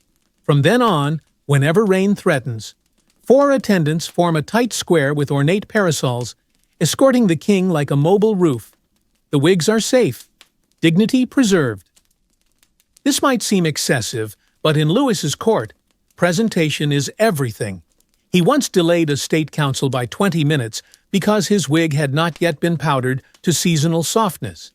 He has, on occasion, cancelled appearances when a curl refused to hold. And once, during a foreign envoy's visit, he wore a wig made entirely from pale blonde Spanish horsehair, just to send a subtle political message about domination. You start to realize that the wigs are more than decoration. They're language, an entire vocabulary of curls and powder that speaks when the king chooses not to. And Louis, of course, is fluent. You remember the day he faced a minor scandal involving a runaway maid and a misplaced ledger. He said nothing publicly, but the next morning he appeared in Le Juge Silencieux, a stark, monochrome wig with tightly wound spirals and no adornment. The room fell silent. Everyone understood. Judgment had been passed. No one mentioned the ledger again. Court painters pick up on this too. You see it in the portraits. Wigs aren't just hairstyles, they're moods. One canvas shows Louis with his morning curls, slightly tousled and lighter, symbolizing the early days of his reign. Another, painted near his 50th birthday, features heavier, darker locks, more somber, more structured. Scholars will debate these images for centuries. You, however, were there for the fittings. You know that particular portrait required 12 hours of preparation and 3 accidental powder inhalations. But back to today, the rain has stopped, the air is fresh. Louis is changed into his evening attire. Rich burgundy velvet with gold embroidery. The wig A mid-length, low-volume piece with streaks of auburn, chosen for candlelit effect. It's not dramatic, it's refined, like a man who's weathered the storm and emerged drier than everyone else. At dinner, the conversation turns to fashion, then politics, then back to hair. Someone asks how many wigs the king truly owns. Louis pauses, then replies, without missing a beat, "One? The right one?" Laughter follows. Of course, everyone knows he has dozens, but they also know what he means. In that moment under that chandelier, in that particular wig, he is the embodiment of everything the court believes in: style, control, and illusion.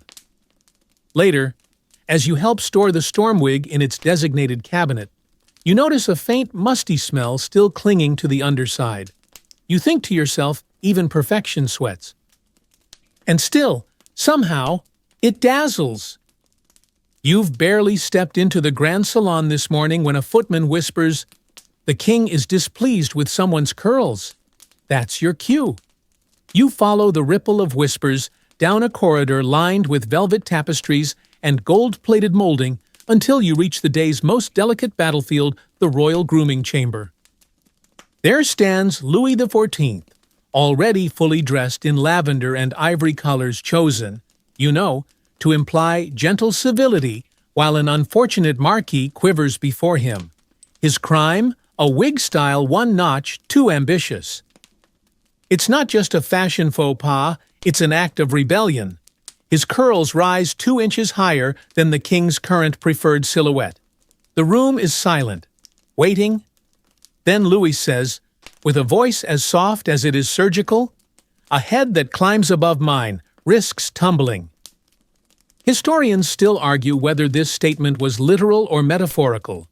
The Marquis, for his part, is never seen again at court. His wig, however, is later spotted on a lesser noble at a countryside banquet, repowdered and slightly deflated. You've seen this before. Louis's hair rules are not suggestions, they are coded messages.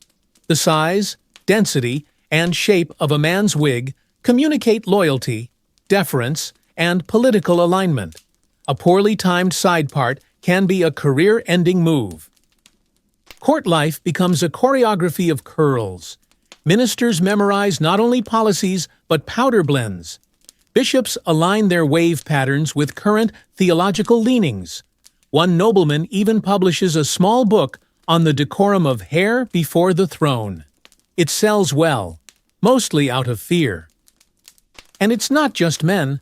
The women of Versailles also orbit the gravitational pull of Louis's follicular supremacy. You attend a soirée where every lady's hairstyle deliberately avoids height opting instead for width, or ornamentation that creeps outward rather than up. Someone even sews tiny golden suns into their hairline to signal royal loyalty. Louis notices. He smiles. The next day, golden sun pins sell out from Paris to Lyon. Of course, this also means that the court wigmakers are under relentless pressure. You watch one nearly cry as a baroness demands a bolder softness in her side, curls, whatever that means. Another is sent into exile reassigned to a less fashionable cousin after styling a diplomat in the wrong era's twist. These mistakes aren't just fashion missteps, they're geopolitical blunders. You begin to realize that Versailles has developed its own caste system of curls. At the top, Louis himself. Of course, his wig always unique, always inimitable. Below him, the ministers and royal family, whose wigs are permitted to echo the king's style, but never surpass it. Beneath that, the nobles, whose variations must remain within strict aesthetic boundaries. And then, finally, the servants who often wear simpler wigs or none at all, and whose role is to powder everyone else without complaint. The rules are unspoken, but ironclad. You recall a young courtier who arrived with a slightly asymmetrical spiral design. It was fashionable in Venice, but unknown in Versailles. He didn't even make it to dinner. Politely excused, told to return once symmetric sensibilities were restored. Even accessories must bow to hair politics. Hat brims are shortened so as not to cast shadows on wigs. Ribbons are adjusted to highlight, not conceal, curl patterns. Jewelry is chosen based on how it interacts with the silhouette. You once hear a duchess fire her maid for placing a sapphire pin half an inch too low on her left braid. "It flattened my entire aura," she snapped. The palace mirrors become another battleground. You find nobles jostling for position in front of favored glass panes, all slightly warped to offer flattering reflections. Some swear by the southern hallway's tall mirror, more generous to jawlines. Others prefer the powder room by the orangerie, which allegedly slims the forehead. Louis himself uses a special mirror, imported from Venice, said to be ground with powdered pearl for softness. You once see him study his reflection for 20 straight minutes, adjusting a single curl forward and back, before finally sighing and letting it rest. His valet, unseen behind him, wipes away a single bead of sweat. And then there's the issue of duplication. No one at court may exactly match the king's style. The penalty isn't death, this isn't that kind of monarchy, but it's worse in a way, social erasure. You'll be invited to fewer dinners. find yourself placed farther from the throne. Eventually, people stop remembering your name, all because your curls looked too royal. Still, imitation persists. You watch it unfold in real time. Louis debuts a side curl angled forward by evening. 3 dukes have angled theirs just slightly to the right, hoping to echo him without offense. A week later, Louis switches to a fuller nape structure, and everyone's rushing back to their wigmakers. Historians have debated whether Louis did this on purpose, led them in circles to reinforce his dominance. You, having seen it firsthand, know it wasn't just intentional, it was masterful. He controlled his court like a puppeteer, with ringlets for strings. The deeper irony, Louis himself doesn't even like some of these styles. You once hear him grumble that the fountain curls of the current trend are an affront to the neck, but he wears them anyway. Because fashion is not about preference here, it's about message. And every curl he wears tells the court who they are allowed to be that week. So he continues, curling, powdering, adjusting, leading his court not with decrees, but with the slow, deliberate motion of his comb. And you, watching quietly from the edges of this grand follicular theater, understand that in the kingdom of Louis XIV, the hair is not just a crown. It is the law. You find yourself in the corner of a chamber thick with candlelight and anxiety. 3 royal barbers are huddled around a small table, hands trembling slightly, eyes darting toward the door. Laid out before them is a leather-bound notebook, Le Journal de la Dentiste Royale, the royal dentist's private record of the king's oral tragedies. You shouldn't be reading it, but you are. The pages are filled with tiny, careful script, part medical log, part desperate confession. Every procedure Louis XIV has endured is documented here, from minor cleanings to full-blown tooth extractions performed with tools better suited for horses. And the tone half clinical, half apologetic. The phrase "I regret this greatly" appears more than once. You flip to an entry from 6 years ago. Today, the final upper molar was removed. The king endured it with noble silence. His jaw now shifts slightly to the left. I recommend thicker pastes. You pause. You've seen that jaw shift. He does it when he's tired, usually after long audiences. Now you know why. Historians still debate whether the royal dentists had any idea what they were doing. Their techniques were rudimentary, their tools unsterilized, and their philosophy leaned heavily on the get-it-out before it gets worse model of care. You read one particularly chilling note, tooth shattered mid-pull. Proceeded with pliers. You close the book.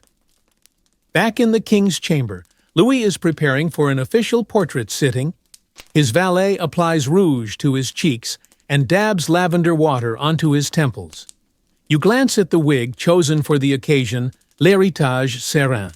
A broad, serene-looking piece with gentle curls and a deep brown gloss designed to frame the face and soften the aging jawline.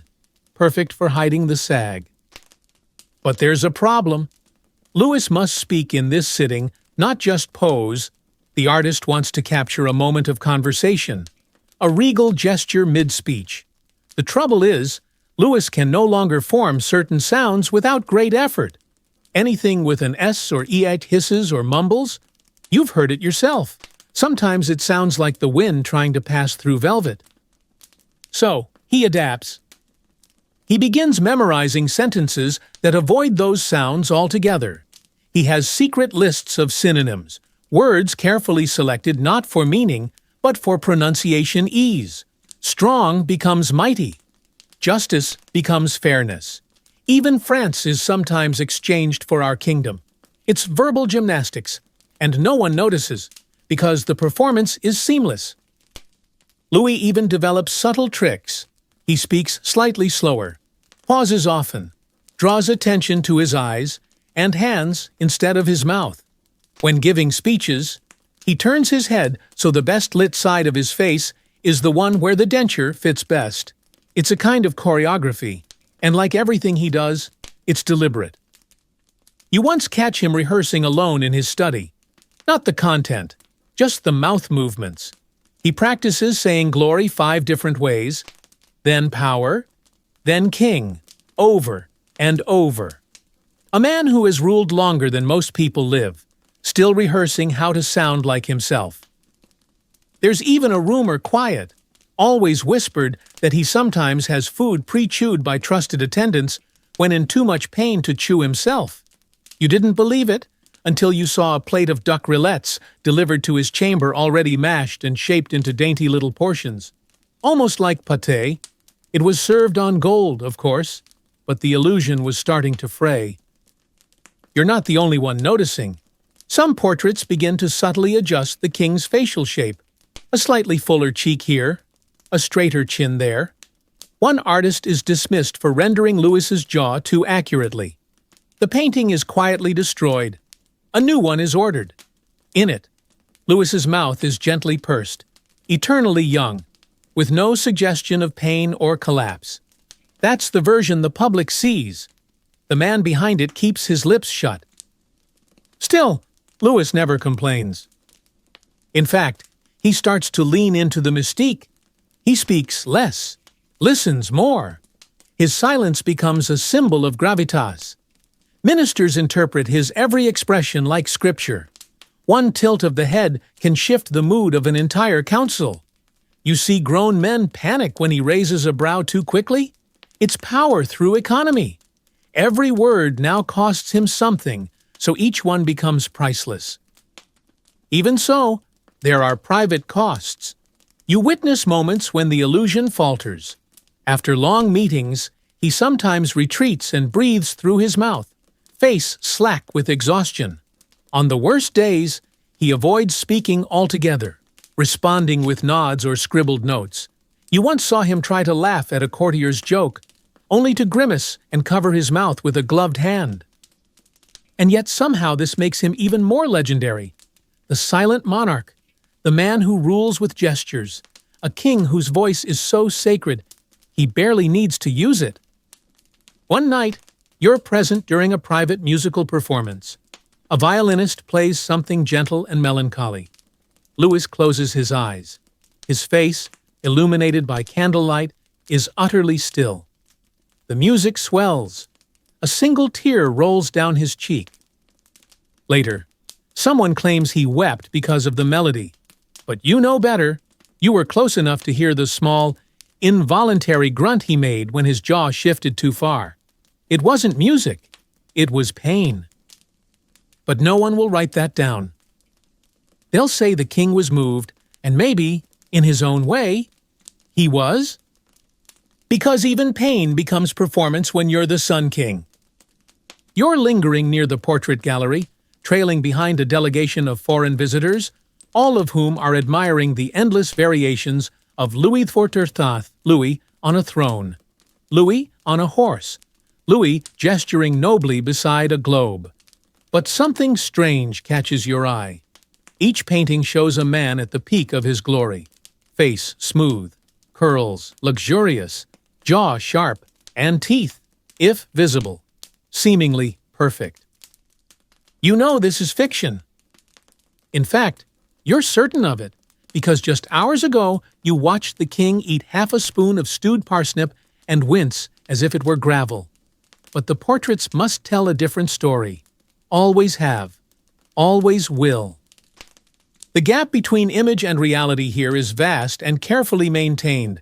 Versailles doesn't simply embellish the truth, it curates it, especially when it comes to the king's body, and in no case more obsessively than his face. Painters are given precise instructions. No over-detailing around the mouth. Shadows must be softened. If depicting a smile, keep it subtle and closed. If the jaw must be defined, elongate it slightly. And never include any sign of fatigue in the cheeks or sag beneath the chin. Even the greatest court painters, men with international acclaim, know that their most important tool isn't their brush, it's discretion. Historians still argue whether this kind of visual editing was a conscious propaganda campaign or simply a byproduct of artistic flattery. But you've seen the process. It is absolutely deliberate. Artists are briefed. Sketches are reviewed. One painter, after submitting a draft that showed the king with too much natural aging, was reassigned to painting fruit. Meanwhile, the king himself supervises every final image. He selects which wig should be depicted. Sometimes, he even wears the chosen wig while sitting for hours, barely moving, ensuring that the artist captures the right energy. His favorite phrase when rejecting a draft, "It is too honest." You once overheard him say it to a courtier admiring a nearly finished portrait. The courtier, of course, laughed and said, "Majesty, what is honesty without majesty?" Louis replied, "A poor reflection." And so, the portrait gallery becomes a museum of royal fictions, but even fictions require effort. You begin to see how much planning goes into these images. Lighting is orchestrated, wigs are styled, then restyled. The color of the powdered curls is adjusted slightly, depending on the painting's background. Cool gray for marble scenes, warm ivory for tapestries. There's even a painting wig, not meant to be worn outside, but crafted specifically to sit perfectly in place without shifting for hours under the painter's eye. It has a wire skeleton. You've held it. It weighs more than a house cat. But Louis wears it. Of course he does, because every image is a statement, not just to France, but to Europe, and he knows it. You remember the portrait sent to the English court? Louis insisted on a specific tilt of the chin and had the artist narrow the space between his nose and upper lip to imply stronger musculature. "They like faces of command," he said. The painting was received with great admiration. A similar piece sent to the Habsburgs featured more velvet, more lace, and a slightly softer gaze. "They like their monarchs rich, not sharp," Louis muttered. It's not just politics, it's science. He calibrates his appearance for every audience. And even as his real body decays, teeth gone, gums sensitive, hair reduced to scattered wisps, his painted self thrives, immortal, whole. You can't help but admire the symmetry of it. The more the real Louis fades, the more elaborate the portraits become, like candles growing taller the closer they get to burning out. And yet, beneath the artifice, something else persists control. Louis never relinquishes the right to determine how he is seen, even if it means commissioning wigs specifically for portrait sittings, even if it means spending hours in a hot chamber, unmoving, while his mouth aches and his shoulders stiffen. You see him one day between sessions, seated silently as a painter mixes pigments. He's clearly in pain, his jaw clenched, his eyes slightly glassy. A valet offers him water. Louis waves it away. The light is just right, and he doesn't want to risk altering his expression. The artist, sensing tension, hesitates. Louis doesn't move. Then, in a soft voice, he says, "Paint the face they need to believe in, not the one that speaks." The words land heavier than the silence that follows. Later that night, the painter confides in you. He says he's painted emperors and princes, but none have controlled their own image the way Louis does. He's not afraid of death, the man says, only of being misremembered. And that's the heart of it, isn't it? The wigs, the powder, the silence, the paintings, they aren't just for the present, they're for the future, for history. Louis knows he can't keep his teeth. He can't keep his real hair. Eventually, even the strength in his limbs will leave him. But he can keep the illusion. And in Versailles, illusion is truth. So the portraits go on. Wig number 39 is prepared for a large-scale mural. It takes 6 hours to curl. Louis stands for 3. His mouth doesn't open once. When it's finished, the image is breathtaking, regal, eternal, not a trace of pain. You see it years later, hanging above a fireplace, long after that particular wig has yellowed and collapsed in storage. And you remember the man may fade, but the myth is always powdered, curled, and ready. It's late, and Versailles has gone quiet, but not asleep. The palace never really sleeps. Somewhere, a harpsichord is being softly tuned. Somewhere else, a servant coughs behind a silk screen. But here, in the king's private apartments, you're watching something stranger than usual. Louis XIV being fed. You've seen him eat before, of course, but not like this. Tonight, the menu is engineered. A velvety duck liver custard, mashed apple compote whipped with cream, and a meat jelly so tender it quivers with the tremble of a sneeze. Everything has been softened, sieved, sculpted. The illusion is intact, a regal feast. But beneath the truffle garnish and gold-rimmed plates, this is baby food for a man who can no longer chew. You watch as a trusted valet places each spoon near his mouth, and Louis takes it slowly. He winces slightly with the third bite. The fourth he refuses. Too tart, he murmurs. This is what eating has become, an act of endurance. Historians still debate how much of Louis's diet was altered due to his teeth, or lack thereof, versus his general health in his later years. But you've been close enough to see the whole truth. His molars are gone. His gums are often inflamed. He has one stubborn front tooth that seems to remain out of sheer spite. And his lower jaw shifts just a little when he talks, especially after meals, as if recalibrating itself. The kitchen has adapted. Each dish is pre-tasted for temperature and texture. No seeds, no crusts, nothing fibrous. You once heard the royal chef scream at an undercook for serving asparagus with intact stems. He'll choke. You cabbage-headed imbecile. And then there's the chewing workaround. Sometimes, rarely, but sometimes the king has his food pre-chewed by an attendant. Yes, you read that right. It's not common, it's not talked about, but on the days when the gums are too raw or the nerves too inflamed, a valet trained in discretion and jaw strength does the first pass. The chewed food is then reshaped, reheated slightly, and served in a decorative spoon. It's all done with such choreography that no one would ever guess. Except you, because you're watching from the corner. Always watching. It's not just about function, it's about dignity. Louis can't let the court see the effort behind the glamour. He must look effortless, even while dining on softened turnip puree. You remember a banquet last month where Louis sat under a golden canopy while a string quartet played. He held a silver fork, gestured elegantly, and barely touched his food. Nobles around him devoured roast quail, glistening pears, spiced bread. Louis, 2 bites of mashed lentils, 1 sip of lukewarm broth. The rest was performed. He left the table praised for his discipline. Still, there are moments of genuine hunger.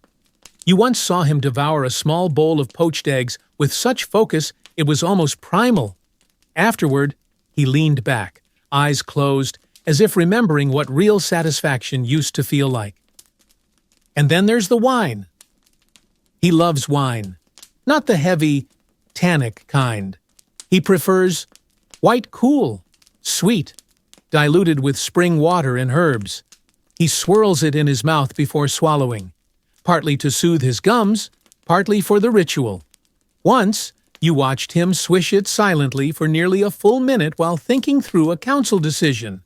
When he finally swallowed, he simply said, "No war this spring." The court took it as divine judgment. Of course, even drinking has its risks. The last time he tried chilled cider, he was in bed for 2 days with jaw inflammation. Since then, everything is served tepid, warmed gently in silver pitchers to avoid thermal shock. You begin to notice how meals are less about nourishment and more about preservation. Preserving image, preserving stamina, preserving control. Every bite is measured, every expression rehearsed. The people see what they want to see: a king with flawless etiquette, unshakable poise, and mysterious dietary restraint. But behind closed doors, there are blunders. You've seen the aftermath of a meal gone wrong: red-stained napkins, an untouched soufflé, a basin discreetly carried out behind a curtain. One night, the king mutters, "There is no dignity in soup," before dismissing his attendants and going to bed without supper. And yet he continues. Because food, like wigs, like portraits, is another performance, another way to project majesty while concealing vulnerability.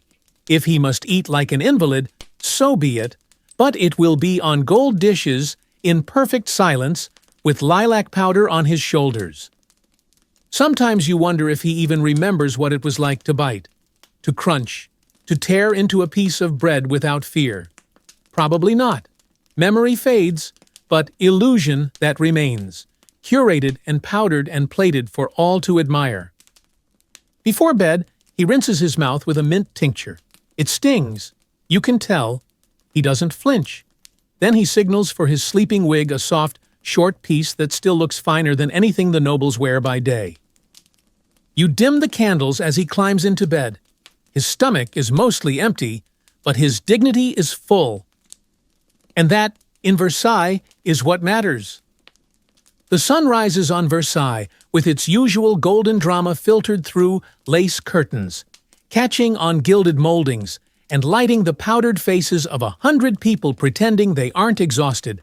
But today, something different is in the air, or rather, on the heads of several courtiers.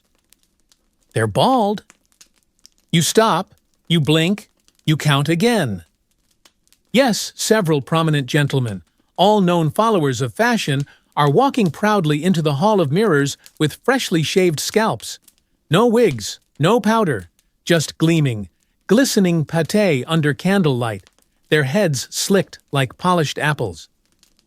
You glance toward Louis XIV.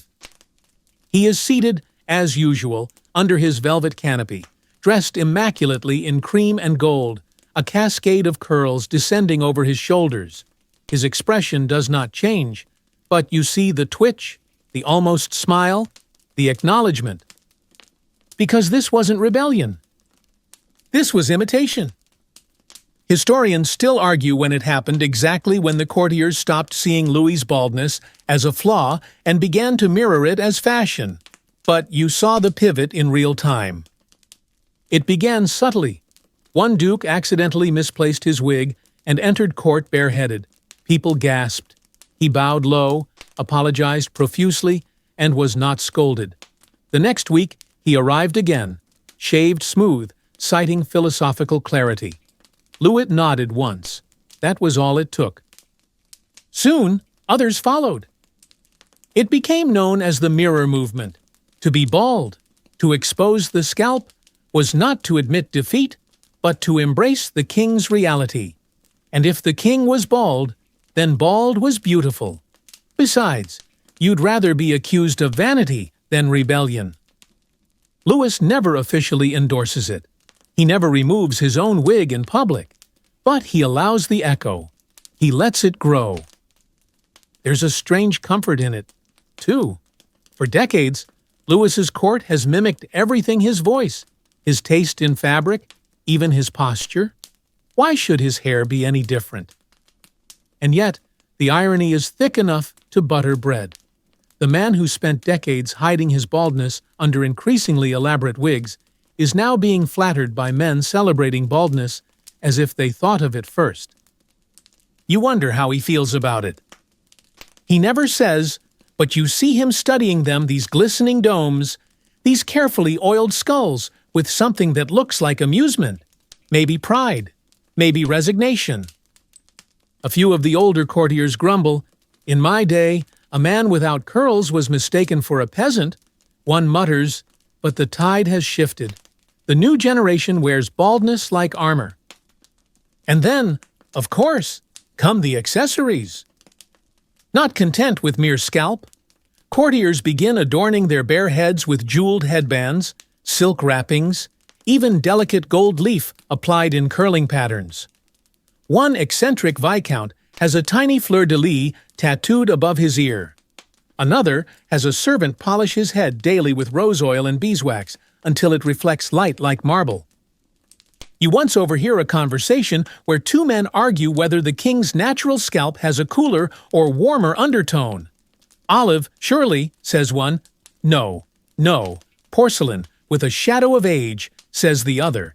It's like watching two wine experts discuss a vintage no one has ever tasted. Of course, this trend doesn't end the reign of wigs.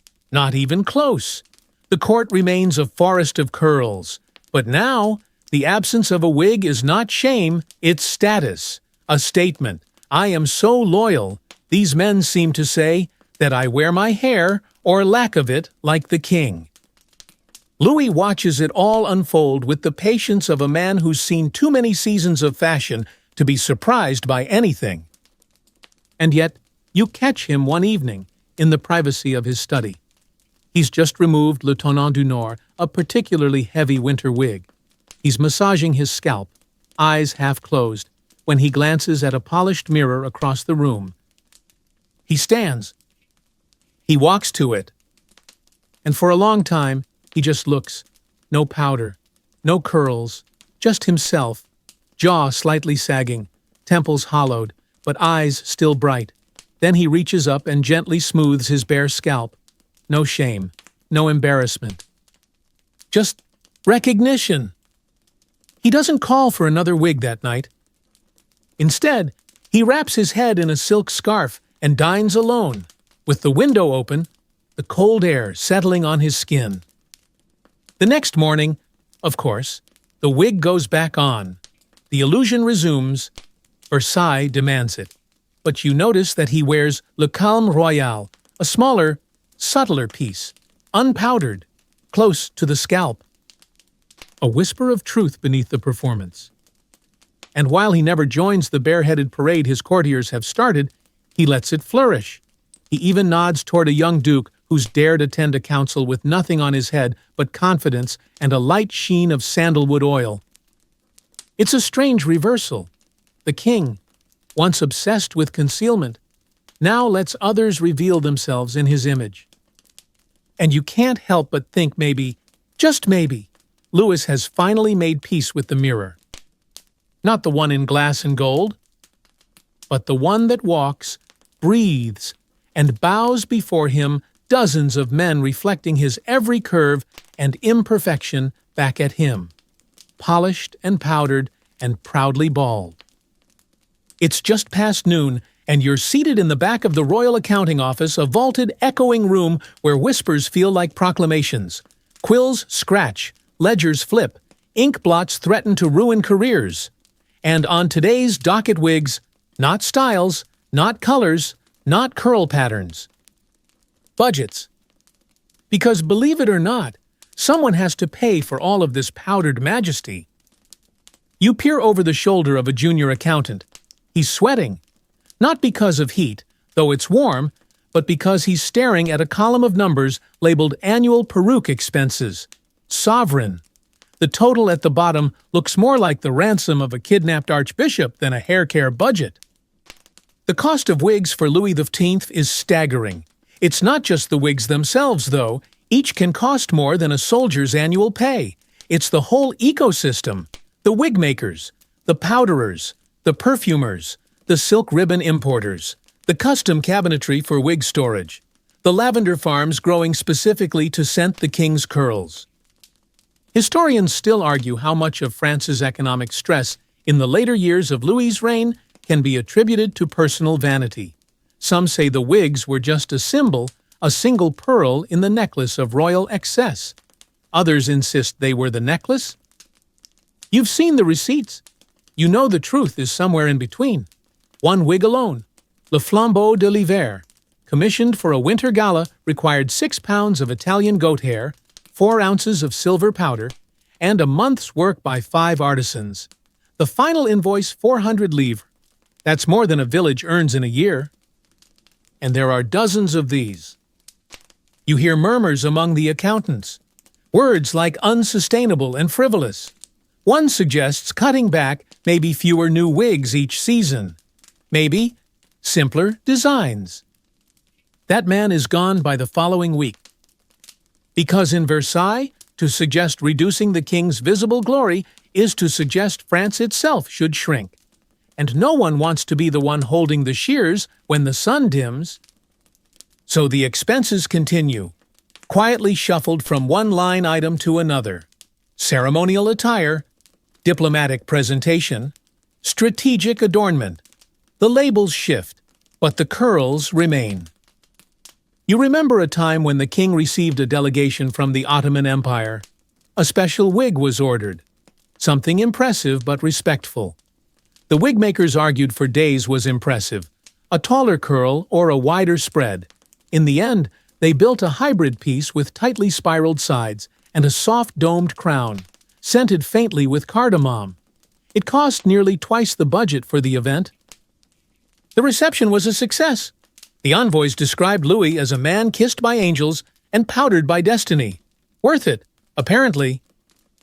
But it's not just the court paying. Nobles across France follow suit, driving up their own debt just to keep pace with royal fashion. You overhear one baron say, "I can't afford my daughter's dowry because I had to match the king's third-quarter side part." Wig inflation is real. Prices rise. Powder imports increase. The black market booms cheap wigs, bootleg powder, even second-hand hairpieces smuggled from England. You once catch a noble sneaking in a contraband Scottish wig and powdering it so heavily no one notices the difference. He wears it to 3 audiences before being caught. The punishment, exile. The crime, fraudulent follicles. Back in the treasury room, you notice a small entry peruke emergency reserve. Locked? You ask a clerk. He sighs and explains it's a discreet stockpile money set aside to fund a rapid wig replacement in case of fire, flood, or he shudders lice outbreak. It's happened before. A minor infestation once swept through the guest wing and nearly reached the king's own collection. The response was immediate fumigation, quarantine, and the burning of 3 lesser wigs. It was referred to in palace notes as the scorching of the curls. You imagine the ceremony was somber. Even the army isn't immune. You've already seen how wigs extend into the battlefield. But you didn't know each general is given a stipend specifically to ensure their wig matches court expectations regardless of actual combat conditions. Mud or musket balls be damned. The curls must stand. And while some historians dismiss this as mere pageantry, you've seen the effect it has on diplomacy. Other courts imitate. German princes adopt similar styles. Even the Russian envoy appears one day with a powdered coiffure that makes his head look like a freshly baked brioche. Louis pretends not to notice, but his eyes gleam with satisfaction. Because wigs, you realize, are foreign policy. They're statements of stability, control, wealth, divine favor. No crumbling kingdom wears 10 pounds of curled horsehair for fun. They do it because they can, or at least because they must look like they can. Still, the cracks are forming. You see it in the letters. Reports from provinces about unpaid pensions, grain shortages, angry murmurs about taxes rising, while the king's curls seem fuller than ever. One pamphlet even circulates briefly, showing a drawing of a starving farmer handing over a sheaf of wheat to a giant floating wig. It is, admittedly, very well drawn. Louis, when told of it, just raises an eyebrow and says, if France resents glory, then perhaps it is no longer France. No one laughs. And the wigs, they keep coming, powdered, perfumed, paid for with the sweat of a nation, because for all his fading teeth and tired eyes, Louis still knows one truth. A kingdom can wobble, but the hair must never fall. The palace is quieter now. There's a kind of hush that settles over Versailles in the final years of Louis XIV's reign. The laughter is a little softer, the dancing less wild, the musicians play in gentler tempos, even the fountains seem to spray with less urgency. The Sun King is aging, slower to rise, slower to walk, but still the hair is perfect. You are with him this morning, and everything feels heavier. Not the air, not exactly, but the silence between words. The king is dressed slowly. His bones creak as he lifts his arms. His eyes are shadowed underneath. He does not speak at first. Then he asks, very quietly, "Which wig today?" The valet, without hesitation, presents La Victoire Perdue, The Lost Victory, a regal, understated piece. Medium volume, soft curls, a hint of silver powder to match the gray overtaking the king's real scalp. It is the most modest wig Louis owns, and yet still more ornate than anything his courtiers dare wear. He nods once. You watch as the wig is placed with reverence. The straps tightened, the powder dusted. He adjusts nothing. That in itself is telling. Historians still debate whether these final years saw a change in Louis's self-perception, or if he simply lacked the energy to maintain all the theater. But you see it clearly, he is choosing simplicity. Not because he has to, but because he wants to. It's not surrender. It's something closer to refinement. The illusion is still intact. He still dresses, still performs, still appears at court. But the performances are shorter, the meals even softer, and the wigs once towering monuments are now smaller, subtler, more serene. The king's smile, what little is left of it, has changed too. It no longer tries to dazzle. It merely reassures. He knows what he is, what he's become. The mouth doesn't need to say it. The hair still does. You begin to notice that the younger nobles have dialed back their own pageantry. Fewer feathers, fewer jeweled combs. A quiet respect hangs in the air, like dust in candlelight. No one wants to outshine the man who made shining a kingdom's art form. One evening, you attend a private chapel service. Louis is seated near the altar, robe draped over his thin shoulders, his posture stiff but proud. The wig he wears is Le Dernier Serment, the final oath. It's dark, modest, lightly powdered. It's not trying to impress, it's trying to last. During the service, he closes his eyes, and for a moment, you think he's drifted into sleep. But then he opens them, turns his head slightly, and says, "Does it still look right?" The valet, startled, nods, "Yes, Majesty, always." Louis smiles barely. "Good, then we may continue." You realize that even now, even with legs swollen from gout and breath shallow with age, he is still performing, still directing his story. Even the smallest detail, his wig, must remain on cue. The hair cannot falter before the king does. In these twilight months, you begin to spend more time in the storage room of the wigs. The collection, once alive with rotation and ceremony, now feels like a museum. Some pieces haven't been touched in years. Their curls have stiffened. The scent has faded, but they remain each labeled, each placed in velvet, each tied to a specific moment of royal glory. One afternoon, you find a box tucked away behind others. The label is faded, but legible for after. Inside is a wig you've never seen before. It's unlike the others. Smaller, untouched by powder. The curls are gentle, natural. The color is a soft ash brown, close to what the king's hair may have once been. There's no adornment, no ribbon, no sign of ceremony. Just a simple, quiet piece. A note is tucked beneath it. You unfold it, carefully. The handwriting is unmistakable. It reads, "Let them say he was proud, but let them see that he was human." You fold the note back, close the box, say nothing. That night, Louis appears at his window to acknowledge a lantern-lit procession in the gardens. He does not wave, he does not speak. He simply stands, framed in gold, his curls catching the light, still regal. Still the Sun King. But you know what's coming. He is ill more often now. Absences stretch longer. The walk from chamber to throne is slower. Doctors whisper. Priests visit more frequently. The court holds its breath. And yet, Every morning, the wig is placed.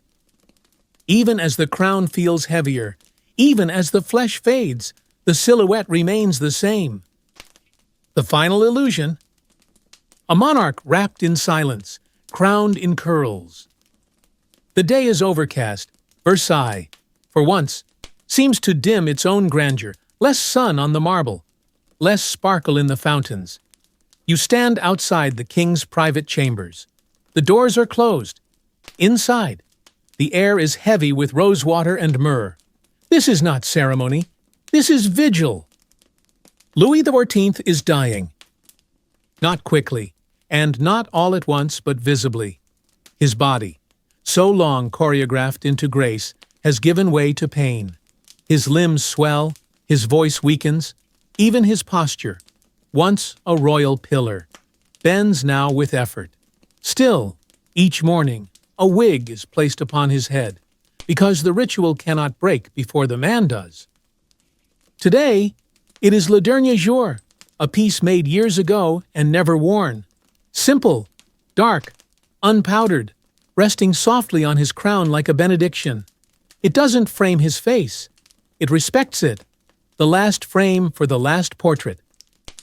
Historians still debate whether Louis planned his own final appearance, but you've seen the boxes. You know he did.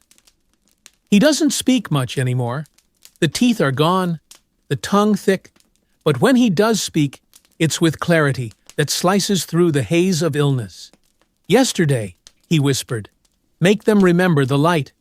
The valet simply nodded, not daring to ask what he meant. In the chamber, clergy murmur prayers. Physicians hover. Courtiers file through one by one, some weeping, others composed, all careful not to show fear. Versailles is built on image, after all. And even now, Louis maintains his... The bed is adjusted so he remains upright. His robe is arranged just so. His wig combed forward slightly, concealing the shadow that illness has carved beneath his cheekbones. He gestures for a mirror, lifts it briefly, then lets it fall into the sheets. "Still me," he rasps. "You know what's coming. You've watched this performance for decades, but even so, the moment it ends feels impossibly quiet. A long breath in, no breath out. Just silence. Then movement. The valet steps forward, and with the care of a man handling sacred relics, removes the wig. And for the first time in decades, the king's true head is exposed. It's shockingly bare. Mottled skin, deep lines, a few soft patches of white hair like snow in a burnt field. It is fragile, mortal, and yet undeniably human. The court remains silent, not out of fear, not from protocol, but because something extraordinary has happened. They've seen the man behind the myth. You step back, giving way to attendance. The embalmer enters. The last notes of a hymn float through the hallway. Outside, the fountains fall still. Later that week, the funeral procession begins. Versailles fills with black lace and gray faces. The wig chosen for his tomb, le calme royal, the same one he wore the day he first spoke of rest. The curls are trimmed, the powder light, the crown of France resting lightly upon it. And yet, beneath the velvet, beneath the satin, there is no more illusion, no more theater. Just a man, just Louis. Historians will write pages, generals will quote him, artists will try to paint him as he was, but they'll miss the most important part. Not the battles, not the treaties, but this the effort. Every curl he wore, every powdered lock, every pained smile and silent meal was part of something greater. A monument not built in stone, but sculpted in hair, lacquered in lavender, whispered through chamber doors. He ruled not just a nation, but belief. And even now, as the wig rests on velvet in the royal tomb, France bows its head. Because the man who had no teeth and nothing left to hide never let the crown slip. So now, as the candles flicker low and the palace settles into memory. You feel it, that deep, slow quiet that comes when a very long performance has finally ended. The curtains drawn, the powder brushed away, the echo of soft footfalls in silk fading down a marble hall. Let your breath ease, let your shoulders drop. We've traveled a strange, powdered road together tonight. And through all the wigs and all the whispers, the one constant thread has been the strange human effort to appear more than we are, to mask decay, to shape dignity from discomfort, to turn a crumbling smile into an icon. It's comforting, in a way, to know that even kings, especially kings, must work so hard just to be believed. You're safe now. There's no court to impress, no curls to adjust, just the warmth of your bed, the softness of your own breath, and the gentle fading image of a man who ruled with silence, posture, and perfumed hair. Let the palace slip away, let the candlelight dim. You're not in Versailles anymore. You're drifting.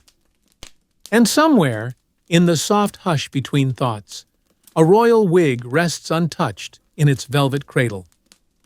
Sleep well.